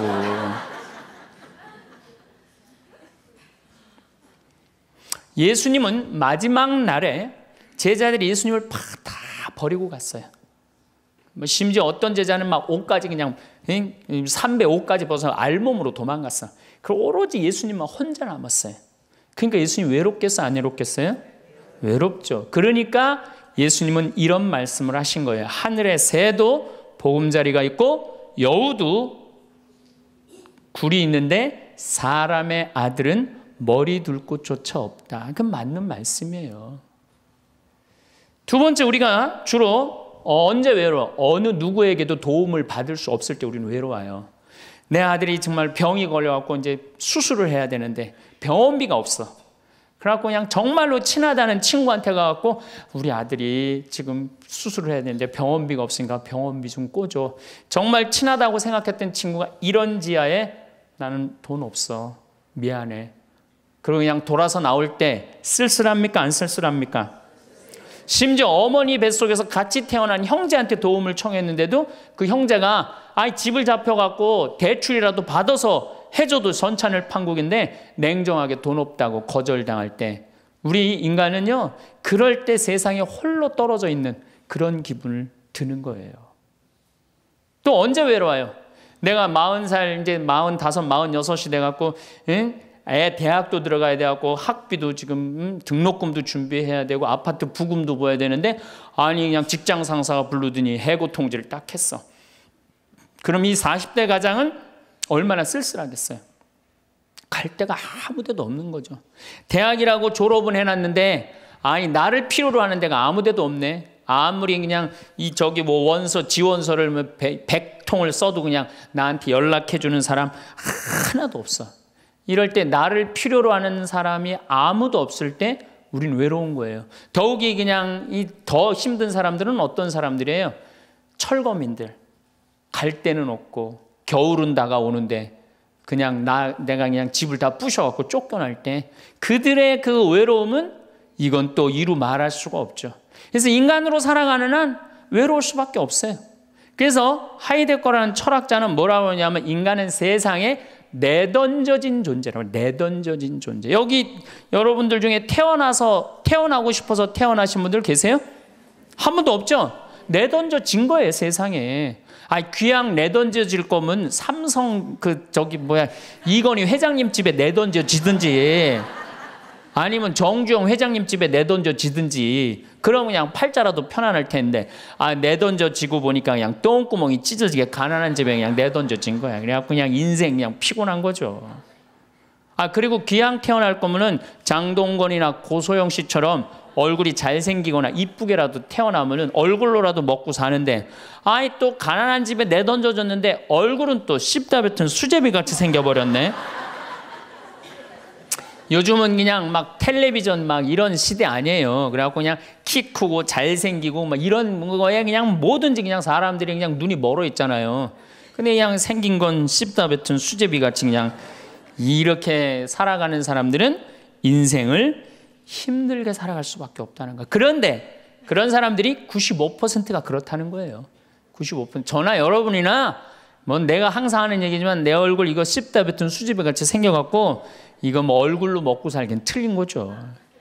다 평범하게 태어나는 거죠. 또 우리 언제 외로워요? 말이 안 통할 때 외로워요. 남편하고 말이 안 통할 때, 자식하고 말이 안 통할 때, 특별히 가족 간에 말이 안 통할 때 참 외로워요. 제가 미국에 강의를 한 2년 동안 이렇게 쭉 다녀보니까 깜짝 놀라는 일이 있어요. 엄마 아빠는 영어를 못하고 애들은 영어만 하는 거예요. 그러니까 애들은 그냥 막 영어를 너무너무 잘하고 애들 하는 말을 엄마 아빠가 못 알아듣는 거예요. 그러니까 엄마 아빠하고 말이 안 통하는 거 애들하고 기본적인 거 밥 먹어라 학교 갔다 와라 이거 외에는 말이 안 통하는 애들이 참 많더라고요. 정말로 그건 이제 점점 외로워지는 거죠. 우리 생태마을에 교감 선생님이 3개 국어를 해요. 생태학교라는 걸 운영하거든요. 3월 달부터 12월 달까지 우리 농사 짓고 기숙사 생활하고 생태 영성 배우고 이런 생태학교를 운영하는 이제 교감 선생님이 미국에서 스카웃을 해왔어요. 스카웃을 해왔는데 이 교감 선생님 아들이 미국 컬럼비아 대학 4년 장학생이에요. 미국에서 태어난 거죠. 나도 한번 만나봤는데 애가 굉장히 괜찮아요. 근데 애가 이제 아버지 생일날 카드를 보낸 거예요. 한글을 배워서 삐뚤삐뚤한 글씨를 써갖고 편지를 보냈는데 딱 3줄 보냈어요. 아버지 사랑합니다. 아버지 생일 축하합니다. 그리고 맨 끝에 뭐라고 썼느냐면은 네 아들 윤진이가 이렇게 해서 보냈더라고요. 말이 안 통하는 거지. 말이 안 통하는 거지. 한국에서 보면은 그런데 이게 미국 사회에서만 서로 말이 안 통하는 게 아니야. 한국에서도 퇴근을 했는데 부인이 남편을 투명인간 취급하는 부인들 많아요. 들어오거나 말거나 말도 안 하고 그냥 밥 차려놨으니까 먹으라고 그러고 사람 그냥 투명인간 취급하는 경우 많죠. 그렇죠? 자식들도 집에 와서 엄마 아버지한테 다소곳하게 하지 않고 자기 방에 쑥 들어가고 하루 종일 한 가족이 집에 살면서 5분 이상 대화를 안 한다는 거 아니에요. 이게 말이 안 통하니 이 집이 외롭겠어요? 안 외롭겠어요? 모이면 하루에 있었던 일 얘기하고 서로 그냥 다정하게 대화를 나눠야 되는데 우리가 지금 말이 안 통해 서로. 그 외로울 수밖에 없죠. 또 언제 외로워요? 이게 이제 저하고 여러분들하고 공통적으로 느끼는 거예요. 늙어가는 걸 느낄 때. 내가 뭔가 하나씩 뺏겨가는 걸 느낄 때 그때 외로워요. 내 젊음이 하나하나 떨어져 가는구나. 제가 굉장히 눈이 좋았어요. 1.5, 어떨 땐 2.0까지 나왔어요. 근데 요즘 핸드폰에 메시지가 오면은 일단은 내가 인상을 써요. 인상을 쓰고 이렇게 멀리 보기 시작해. 안 보이는 거, 글자가. 심지어는 내 동창들은요, 돋보기를 쓰는 동창들도 있어요. 벌써. 그래서 너 왜 돋보기를 쓰냐고 하니까 노안이 와갖고 신문이 안 보이는 거예요. 그 돋보기를 쓰고 있는 동창을 보면요, 슬프더라고요. 늙어가니까. 제가 젊었을 때 몸에 테스토스테론이 흘러 넘쳤어요. 진짜 남자다웠어요. 그래갖고 내가 눈물이라고는 한 방울도 안 흘렸어요. 얼마나 눈물을 안 흘리냐면 고등학교 2학년 때 우리 어머니 아버지가 내가 신학교 들어가기 전까지는 성당에 안 다니셨어요. 그러니까 이해가 안 됐잖아요. 반대한다고 어머니가 막 약 먹고 자살하고 막 정말로 아버지가 그 막 죽어가는 어머니를 막 끌어안고 저를 보고 뭐라고 그랬느냐면 울면서 제발 신학교 안 간다는 소리 좀 해라. 내가 그랬는데도 눈물 한 방울 안 흘린 놈이에요, 내가.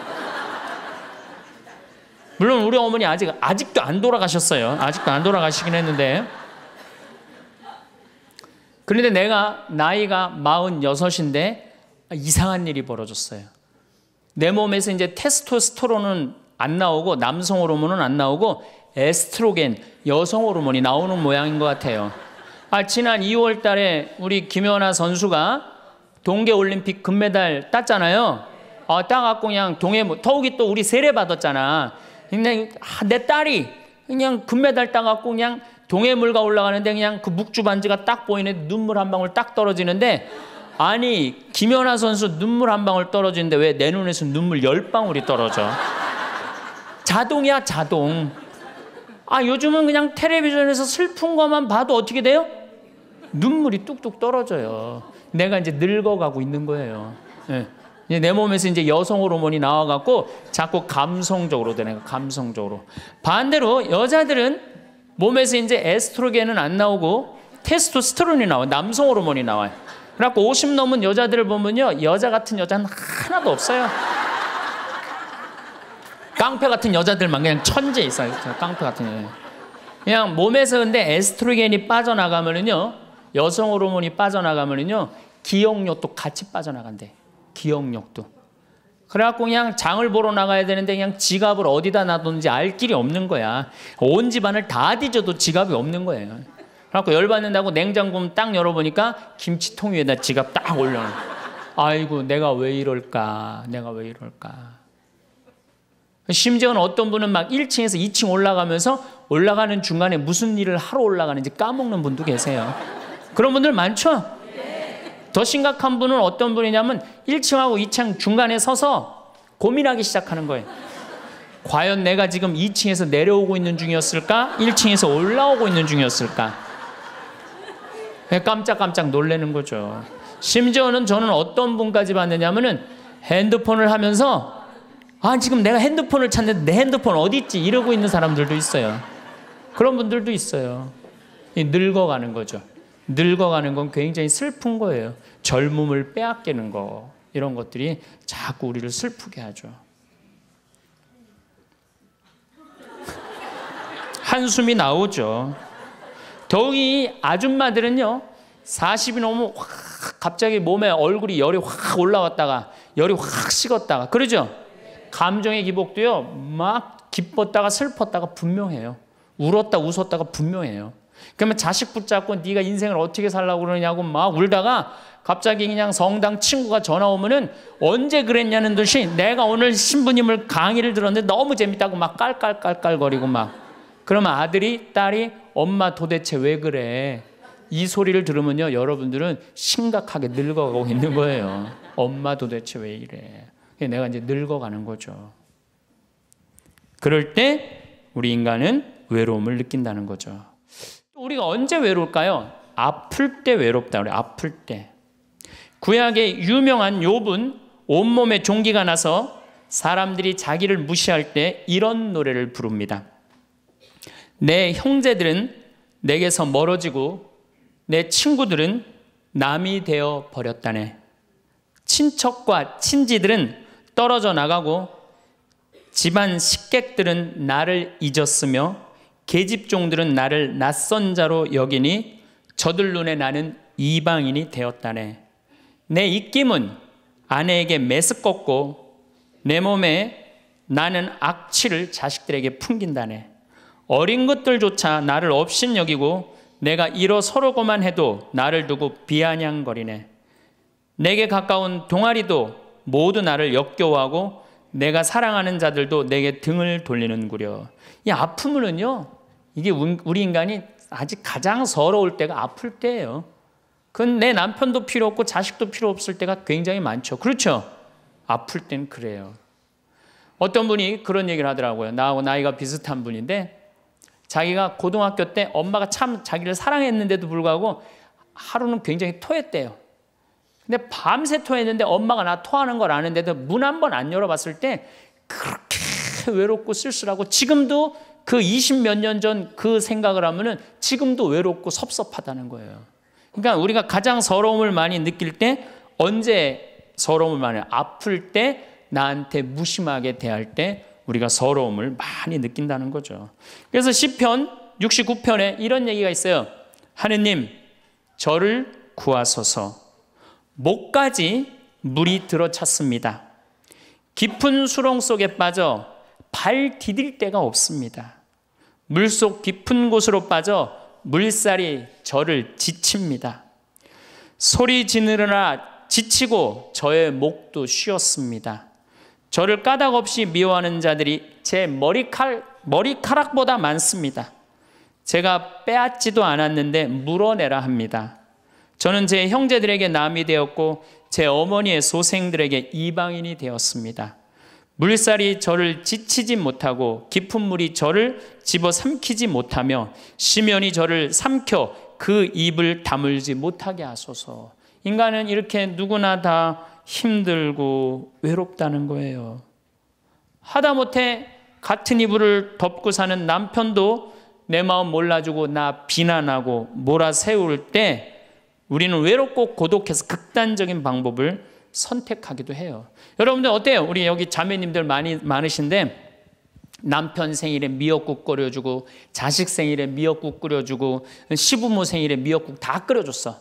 근데 정작 내 생일을 미역국 끓여주는 사람 있어요? 네, 없죠? 그래도 내 생일인데 그래도 그냥 생일이니까 그냥 미역국 자기가 이제 끓이는 거야. 근데 아무도 몰라. 미역국 왜 끓였어? 그리고 앉아서 먹는데 그냥 그 미역국을 떠서 먹는데 눈물이 뚝뚝 미역국에 떨어져요? 안 떨어져요? 아무도 나를 몰라줄 때. 그래서 외로움을 많이 느끼는 분들이 여성 주부들이 많이 느낀대요. 애들은 공부하러 학교 다니고 남편은 직장 다니고 빈집을 지키고 있으면 그렇게 쓸쓸하대요. 그래서 이걸 뭐라고 그러냐면은 빈둥지 증후군이 있대요. 빈둥집 증후군. 빈둥지에서 그냥 혼자 그냥 굉장히, 그러니까 40대 50대 주부 우울증이 그렇게 많은 거예요. 네, 그분들이. 그런데 놀랍게도 독신으로 사는 여성보다는 결혼한 여성이 더 외롭대요. 독신으로 사는 혼자 사는 여자는 자기가 처음부터 외로울 거라고 생각을 하고 혼자 그냥 미역국 끓여 먹으면 당연하게 생각을 하는 거야. 근데 결혼한 사람은 바라는 게 많잖아요. 근데 남이 안 해주면 더 외로운 거야. 근데 놀랍게도 더 놀라운 건 뭐냐? 40대 자살률을 보면은 여자보다도 남자가 3배 더 많이 죽는데요. 그러니까 여러분들보다 누가 더 많이 외로움을 탄다고 생각하시면 돼요? 남자가 더 많이 탄다고 생각하면 돼요. 이 인간이 다 외로운 거야. 어떻게 보면 다 불쌍해. 여기 있는 분들 한 분 한 분 예수님 오면 다 안아줄 거야. 너 그동안 외로웠구나. 내가 안아주마. 다 그럴 거예요. 여기서는 웃고 있지만 막상 돌아가서 집에 가보면 눈물을 흘리는 분들 많을 거라는 얘기죠. 저는 외로울 것 같아요? 안 외로울 것 같아요? 저도 외로워요. 제가 92년도 철산성당에서 보좌신부, 경기도 광명 철산성당에서 보좌신부를 했는데 한 12월 15일쯤 됐어요. 아이들이 연합고사 본 날이에요. 그래갖고 저녁 먹고 이제 성당을 이렇게 산책을 하는데 지하실에서 뭐 난리도 아니에요. 뭐 의자 부시는 소리에 뭐 비명 소리에 정신이 하나도 없더라고요. 그래서 내려가서 보니까 아이들이 소주를 먹고 어떻게 하느냐면은 뭐 난리도 아니야. 뭐 자기네들끼리 의자를 부시고 끌어안고 울고 별놈이 다 있더라고요. 별놈이 다 있어갖고 니네들 도대체 왜 그러느냐? 저는 중학교 아이들이 술 먹고 담배 피는 거 내가 본당 신부할 때 나한테 걸려도 난 한 번도 혼낸 적이 없어요. 애들. 왜 혼낸 적이 없냐면 내가 중고등학교 때 술 담배 다 했거든. 뭘 혼을 내. 그래서 야 니네들 사제관에 좀 올라와 봐라.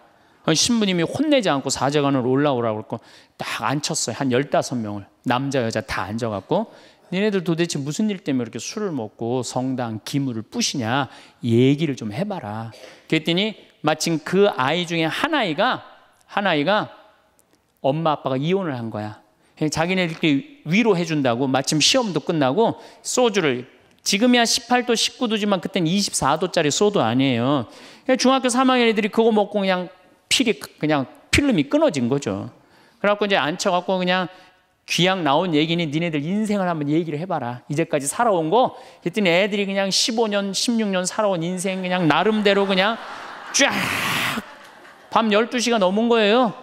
그래갖고 오늘은 너무 늦었으니까 니네들 귀양 이렇게 술이 취했으니 집에 가지 말고 신부님 집에서 자라. 사조관에서 15명 다 집으로 전화해라.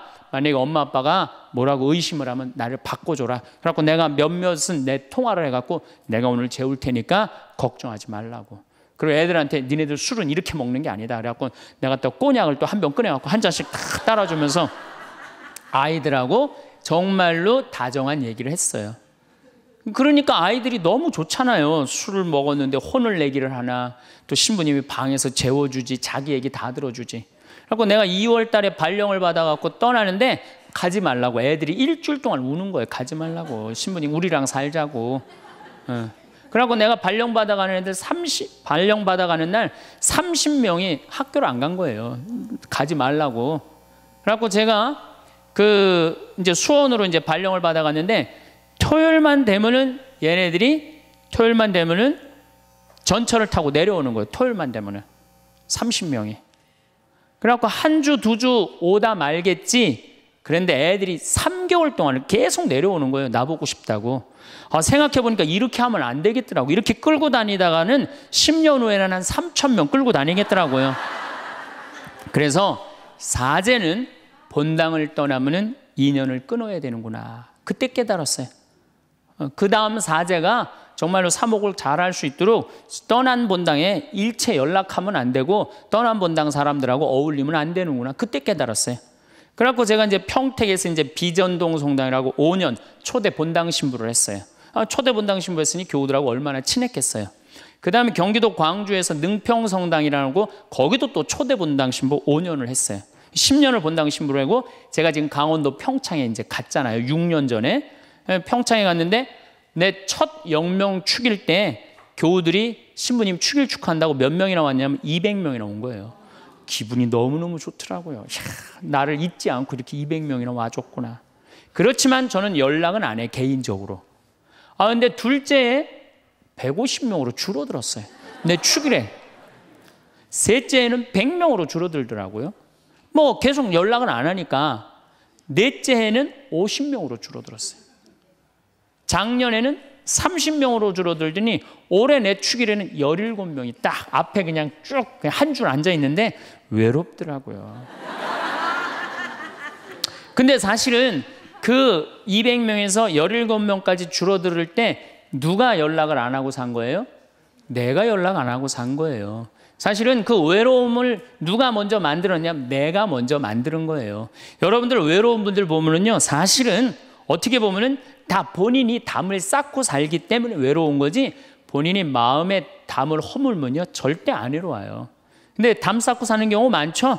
형제나 친척이 잘못하면은 내가 니네들하고 연락하고 사나 봐라, 그리고 딱 인연 끊어버리잖아요. 그러니까 우리가 외로움은 점점 우리를 더 힘들게 만들어요. 대한민국 사람들이 굉장히 외로운 것 같아요. 대한민국의 명장면이 하나 있어요. 저는 이해가 안 가는 장면 하나 있어요.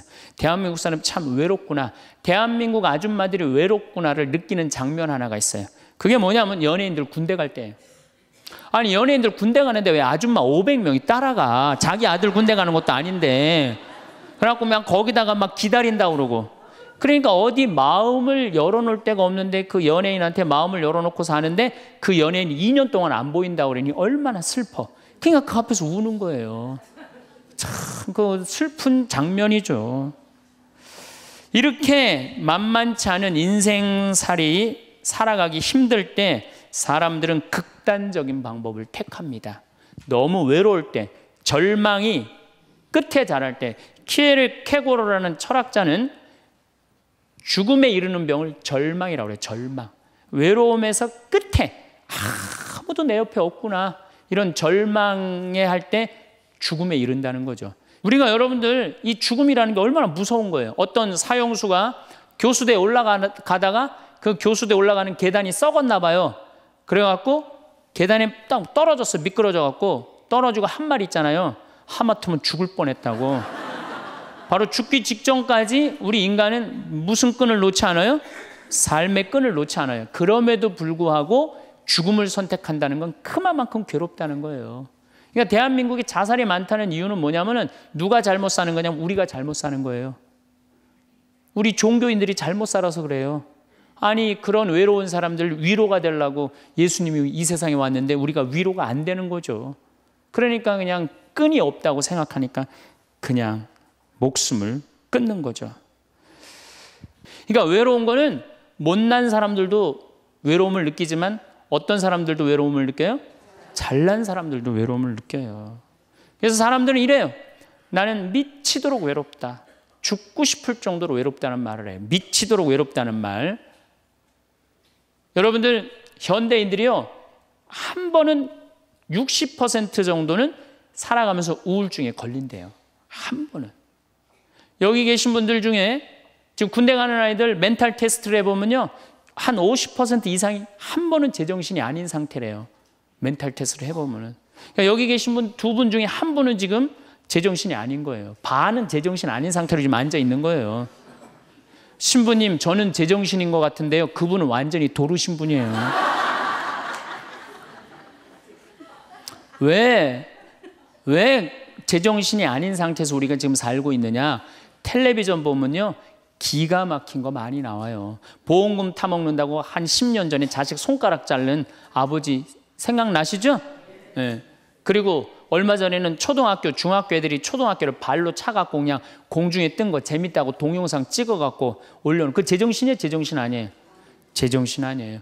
부모가 자식 죽이고, 자식이 부모 죽이고, 남편이 아내 죽이고, 아내가 남편 죽이고, 이게 우리가 다 제정신이 아니에요. 100년 전 조선시대 사람들을 데려다 놓고, 100년 전 조선시대 사람을 데려다 놓고 한번 여러분들 요즘 사회 뉴스를 한번 보게 하세요. 그 사람 미칠 것 같아요? 안 미칠 것 같아요? 근데 여러분들은 그거 매일 죽이고 살인하고 강간하고 뭐 아이들만 성추행하고 이러는 거 보는데도 여러분들 왜 안 미쳐요? 이미 어느 정도 미쳐 있어. 미쳐 있기 때문에 그걸 봐도 안 이상한 거예요. 그러니까 우리가 잃어버린 마음을 찾아야 된다는 거죠. 잃어버린 마음을.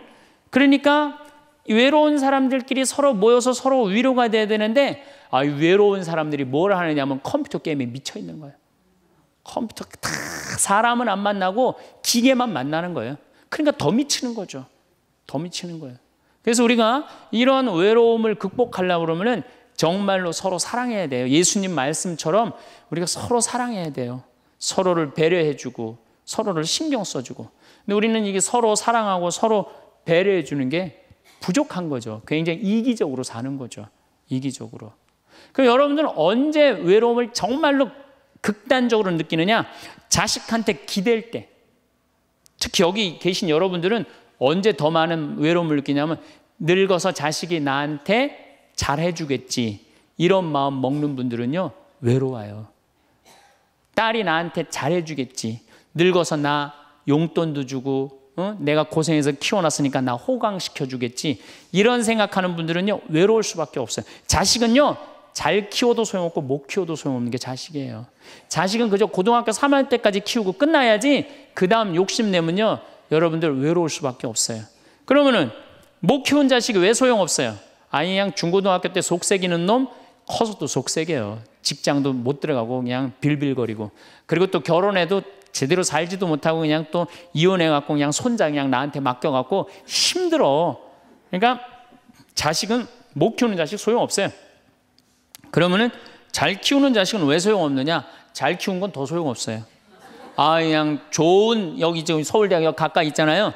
며칠 전에도 내가 서울대학 가서 강의를 했는데 똑똑해. 정말 누가 봐도 잘 키워놨고 잘라놨어. 빛이 번쩍번쩍 나. 서울대학 졸업하고 난 다음에 삼성에 취직을 했어. 그래갖고 아들이 양복을 입고 출근하는데 너무 보기가 좋은 거야. 그렇게 잘 논 아들일수록 더 여우 같은 며느리가 나타나갖고 낚아채 가는 거예요. 더 여우 같은 며느리가 낚아채 가는 거예요. 그럼 낚아채 가면 그날로 끝나는 거예요. 그날로. 그러니까 어차피 자식은 떠나게 돼 있어요. 어차피 자식은 떠나게 돼 있어요. 그러니까 여러분들 이제는 내가 자식한테 내 인생을 기대한다 생각하지 말라는 거예요. 더욱이 여러분들 자식들 정말로 사랑으로 키워요? 태어나갖고 자식들 사랑으로 키워요? 맨날 방에 가둬놓고 공부해라 그러지 않아요? 맨날 공부해라고. 그래서 여러분들 이 생각만 하면 돼. 내가 어렸을 때 자식하고 다정하게 맛있는 거 먹으러 다니고 놀러도 다니고 그리고 난 다음에 대화도 막 늘 살갑게 한 엄마는 늙어서 자식이 먹으러도 다니고 놀러도 다니고 대화해줘요. 근데 어렸을 때 그냥 방에만 가둬놓고 매일 그냥 공부만 시키고 학원에 그냥 계속 가둬갖고 공부만 시킨 부모님들은 늙어서 자식이 어떻게 할 것 같아요? 방에 가둬놓고 밥만 먹이는 거, 밥만. 그리고 이제 완전히 이제 늙어갖고 움직이지 못할 때 어떻게? 학원에 그냥 계속 가두듯이 이제는 그냥 양로원에 그냥 가둬갖고 그냥 거기서 살라고 그래. 그냥 자식들한테 공부해라 그런 부모님들 이거 심각하게 이거 고민해야 돼요. 그런 분들은 더 외로울 수밖에 없어. 더 외로울 수밖에 없어. 그러니까 보통 이제 초등학교 이제 1학년, 2학년 애들이 막 너무 6, 7살까지는 이쁘다가 초등학교 들어가면 막 공부를 안 하고 그러면요. 애들한테 엄마가 막 폭언을 하기 시작해요. 폭언을 하기 시작해요. 그래갖고 성적표를 받아왔는데 40점, 50점 이렇게 받아오면은 애들한테 그래요. 너 밥이 넘어가냐고. 어? 네가 잠이 오냐고. 너 지금 텔레비 봐야 되느냐고. 어? 그래갖고 그냥 보통 공부 못하는 애들이요. 성격이 느긋한 애들이 공부 못해요. 내일 시험이라도 걱정 안 하고 느긋하게 있는 애들이 공부 못하는 거예요. 그렇죠? 그럼 그거 보고 있으면 엄마가 불이 나요? 안 나요? 그래서 느긋한 성격 가진 애를 그냥 괴롭히기 시작해요. 욕을 해대는 거야. 초등학교 6년 욕을 한단 말이야. 그럼 애가 6년 지나가면 그냥 성격이 삐뚤어져요. 공부 못해도 우리 아들 착하다, 우리 딸 예쁘다, 우리 아들 성격 좋다. 그러면 6학년 때까지 성격 안 삐뚤어지거든요. 근데 6년 내내 엄마가 욕을 하는 거야. 너 같은 인간이 밥을 내가 너를 놓은 게, 내가 너 놓고 미역국 먹은 게 내가 후회된다 막 이러니 6년 동안 애가 그냥 삐뚤어지는 거야. 이제 중학교 올라가면 더 삐뚤어지는 거죠. 중학교 올라가면 엄마가 더 극단적으로 아이하고 싸우는 거예요. 그러니까 중학교 되면 애가 엄마랑 같이 있고 싶지 않은 거예요. 그래서 어디 좀 놀러 가자고 그래도 어떻게 엄마 아빠랑 갔다 오라고. 외로울 수밖에 없는 거죠. 고등학교까지 되면은 완전히 빗나가게 되면 심한 아이들은 어떤 경우도 있느냐면요, 정신질환까지 앓는 아이들도 있어요. 심한 경우는. 그래서 보통 엄마들이 어느 정도로 우리가 정말로 한심하냐 하면은 이제 자기 아이가 태어나면은 꿈에 부풀어 있는 거예요. 자기 아이가 천재인 줄 아는 거, 천재. 그래갖고 막 엄마, 아빠 그럼 막 천재가 말하는 것 같은 거야. 막 1살, 2살짜리. 그래갖고 내 아들 천재, 내 딸 천재라고 우유를 먹여도 아인슈타인만 먹여요. 천재 먹으라고 아인슈타인 우유만 먹는 거야. 애가 그냥. 그래갖고 그냥 초등학교 들어갔는데 이놈이 천재인 줄 알았더니 섞어 놓으니까 아인슈타인 정도는 아닌 것 같아. 그래서 우유를 바꿉니다. 서울 우유로 바꾸는 거야. 서울 우유로. 그래서 서울대학은 가라고 서울로 바꾸는 거예요. 6년 동안 서울이 죽으라고 먹였어. 근데 중학교 올라갔더니 이게 컴퓨터 게임에 빠지기 시작하네. 그래갖고 그냥 성적이 보니까 이거 뭐 영 아닌 것 같아. 그래서 엄마가 마음을 또 바꿔. 연세 우유로 바꿔. 연세 우유로. 연세 우유로. 고등학교 들어가 보니까 이건 뭐 진짜 아니야. 그래갖고 그래도 엄마가 포기를 못하고 무슨 우유를 먹이냐면 건국 우유를 먹어요. 건국 우유를. 근데 사실은 이 우유까지는 괜찮아요. 건국 우유까지 서울에 있는 학교에 가면요, 서울대학이에요. 이 지방에 다 가거든요. 고등학교 3학년 때는 이건 건국 우유도 안 될 것 같아. 그래갖고 그냥 최종적으로 정말로 애절한 마음으로 먹이는 우유가 뭔지 아세요? 저지방 우유예요. 저지방 우유. 지방대학은 가지 말아라. 여러분들, 얼마 전에 어떤 아이가 자기는 예술고등학교 가고 싶은데 엄마 아빠가 판검사 되라고 어떻게 애를 괴롭힌 거예요. 그러니까 애가 그냥 불을 질러갖고 엄마 아빠 여동생 할머니까지 다 죽었잖아요.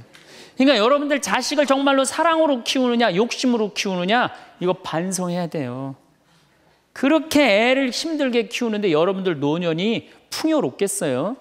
사랑이 없는 거예요. 사랑이. 정말 안타깝죠. 그래서 우리들이 그 아이들이 자기가 능력이 자꾸 깨져가는 걸 느낄 때 우리는 쓸쓸하고 외롭다는 거죠. 그때 누가 위로가 돼야 돼? 엄마들이 위로가 돼. 우리 아들 괜찮아. 정말 착하고 하느님 찬양하고 하느님 사랑하고 매일매일 성실하면 살면 돼. 그걸 전해줄 때 여러분들 노년은 안 외로워요. 너 같은 걸 내가 낳았으니 이 웬수야. 밥이 넘어가느냐? 이런 분들은 외로울 수밖에 없어요. 오늘도 황창현 신부님의 행복특강 잘 들으셨나요? 이어서 나이 들수록 들으면 도움이 되는 지혜의 말씀을 들려드리겠습니다. 사람은 살아가면서 나이에 따라 시기마다 여러 가지 고민을 겪는다.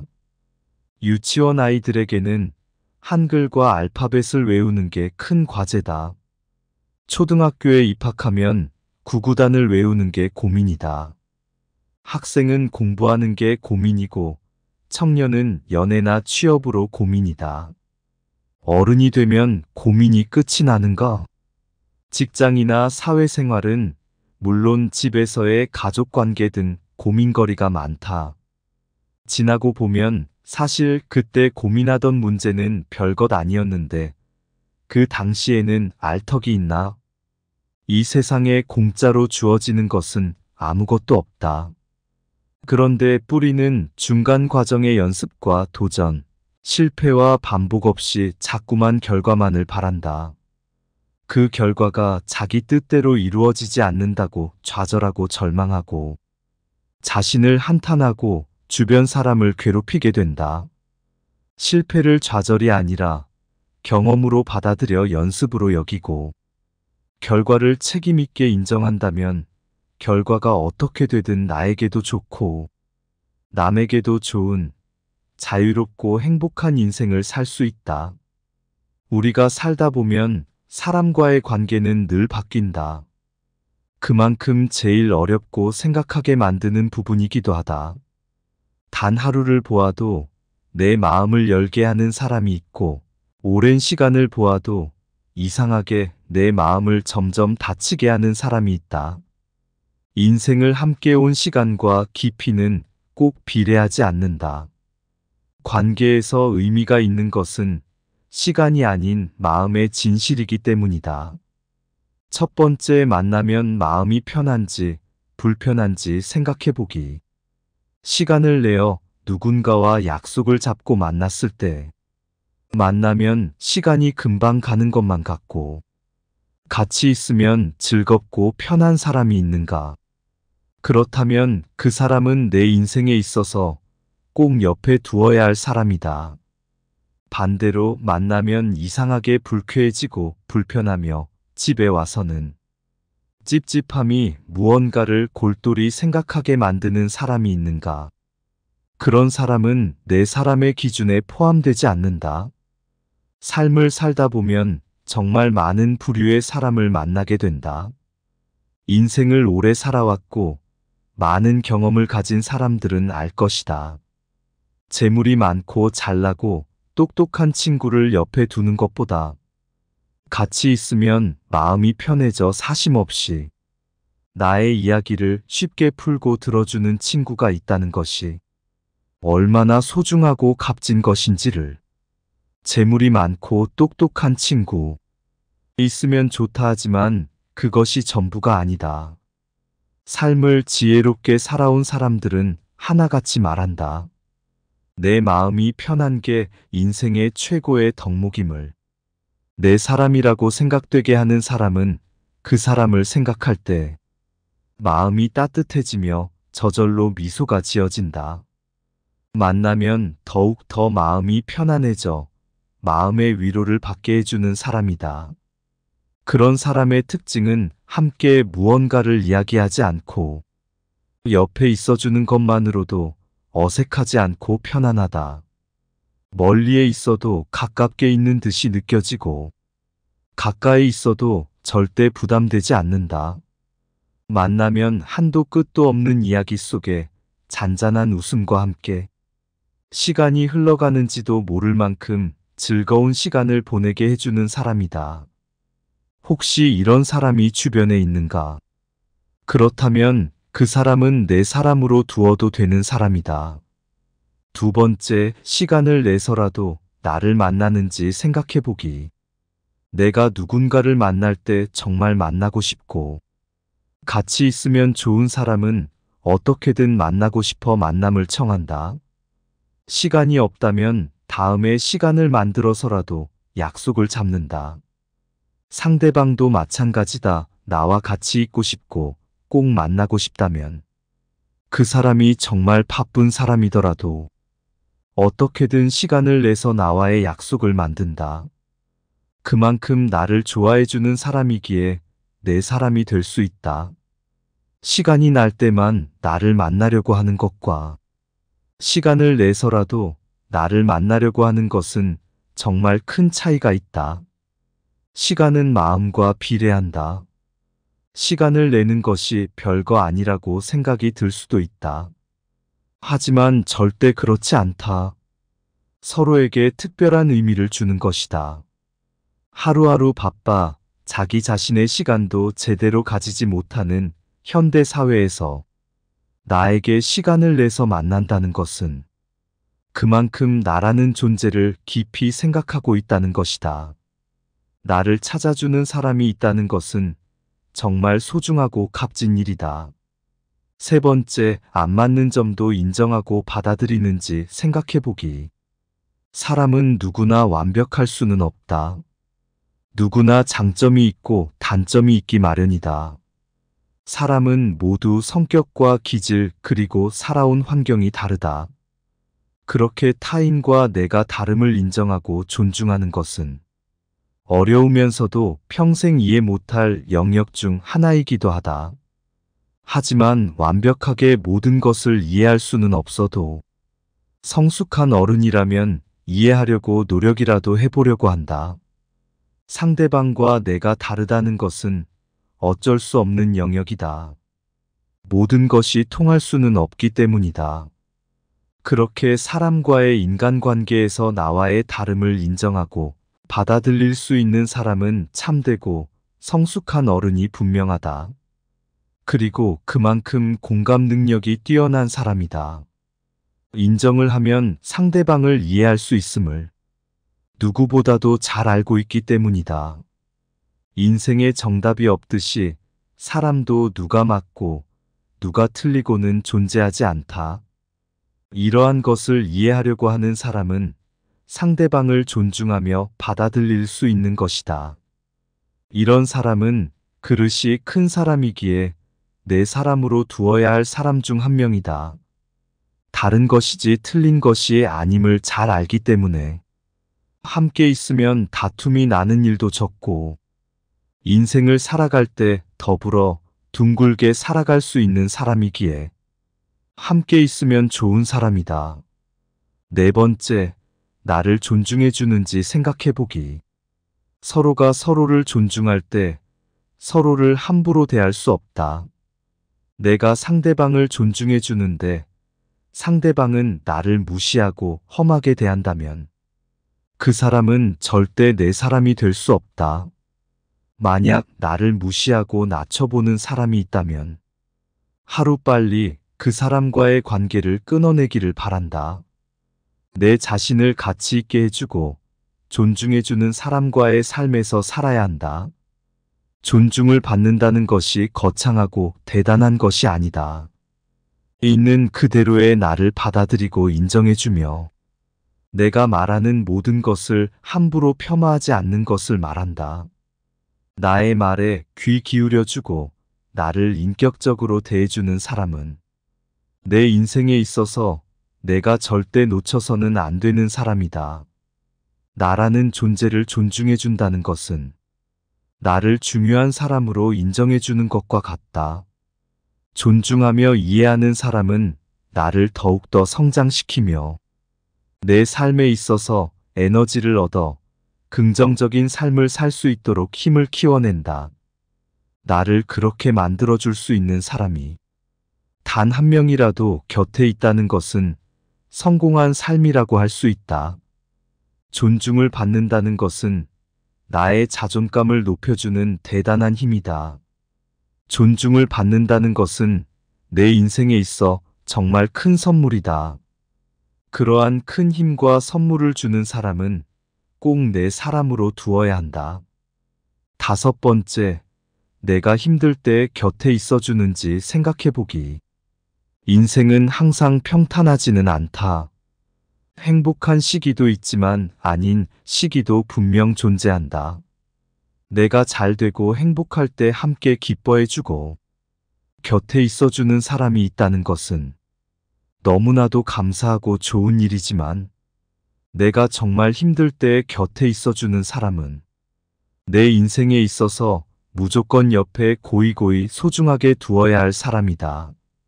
너무나도 힘든 고통과 절망 속에서 허우적거리고 있을 때, 삶이 너무 힘들어 주체 없이 흔들릴 때, 정말 진심으로 필요한 것은 내 옆에 묵묵히 있어주는 따뜻한 온기이며 사람이다. 무언가를 대단하게 하지 않고 옆에 있는 것만으로도 힘이 되는 사람이 있다.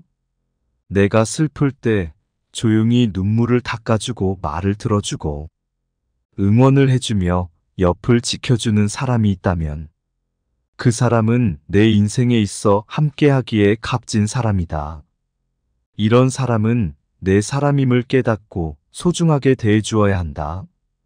어떤 사람이 진짜 내 사람이고 내 옆에 둬야 하는지 진국인 내 사람을 알아보는 것은 엄청난 능력이다. 내 인생을 찬란하고 값지게 만들어주기 때문이다. 한 번쯤 이런 생각을 해봤으면 한다. 당장 내일 무슨 일이 일어날지 모르는 이 인생사에서 무슨 일이 일어나도 아무 문제가 없는 삶을 살아가는 것. 이것이 고마움이고 행복이다. 비가 오면 비가 오는 대로 좋고, 맑으면 맑은 대로 좋고, 추우면 추운 대로 좋고, 또 더우면 더운 대로 좋다. 그렇게 마음이 자유로운 삶이 행복으로 가는 길이며 마음의 봄이다. 늘 행복한 당신에게는 자연스레 주변에 좋은 사람들이 분명히 함께할 것이다.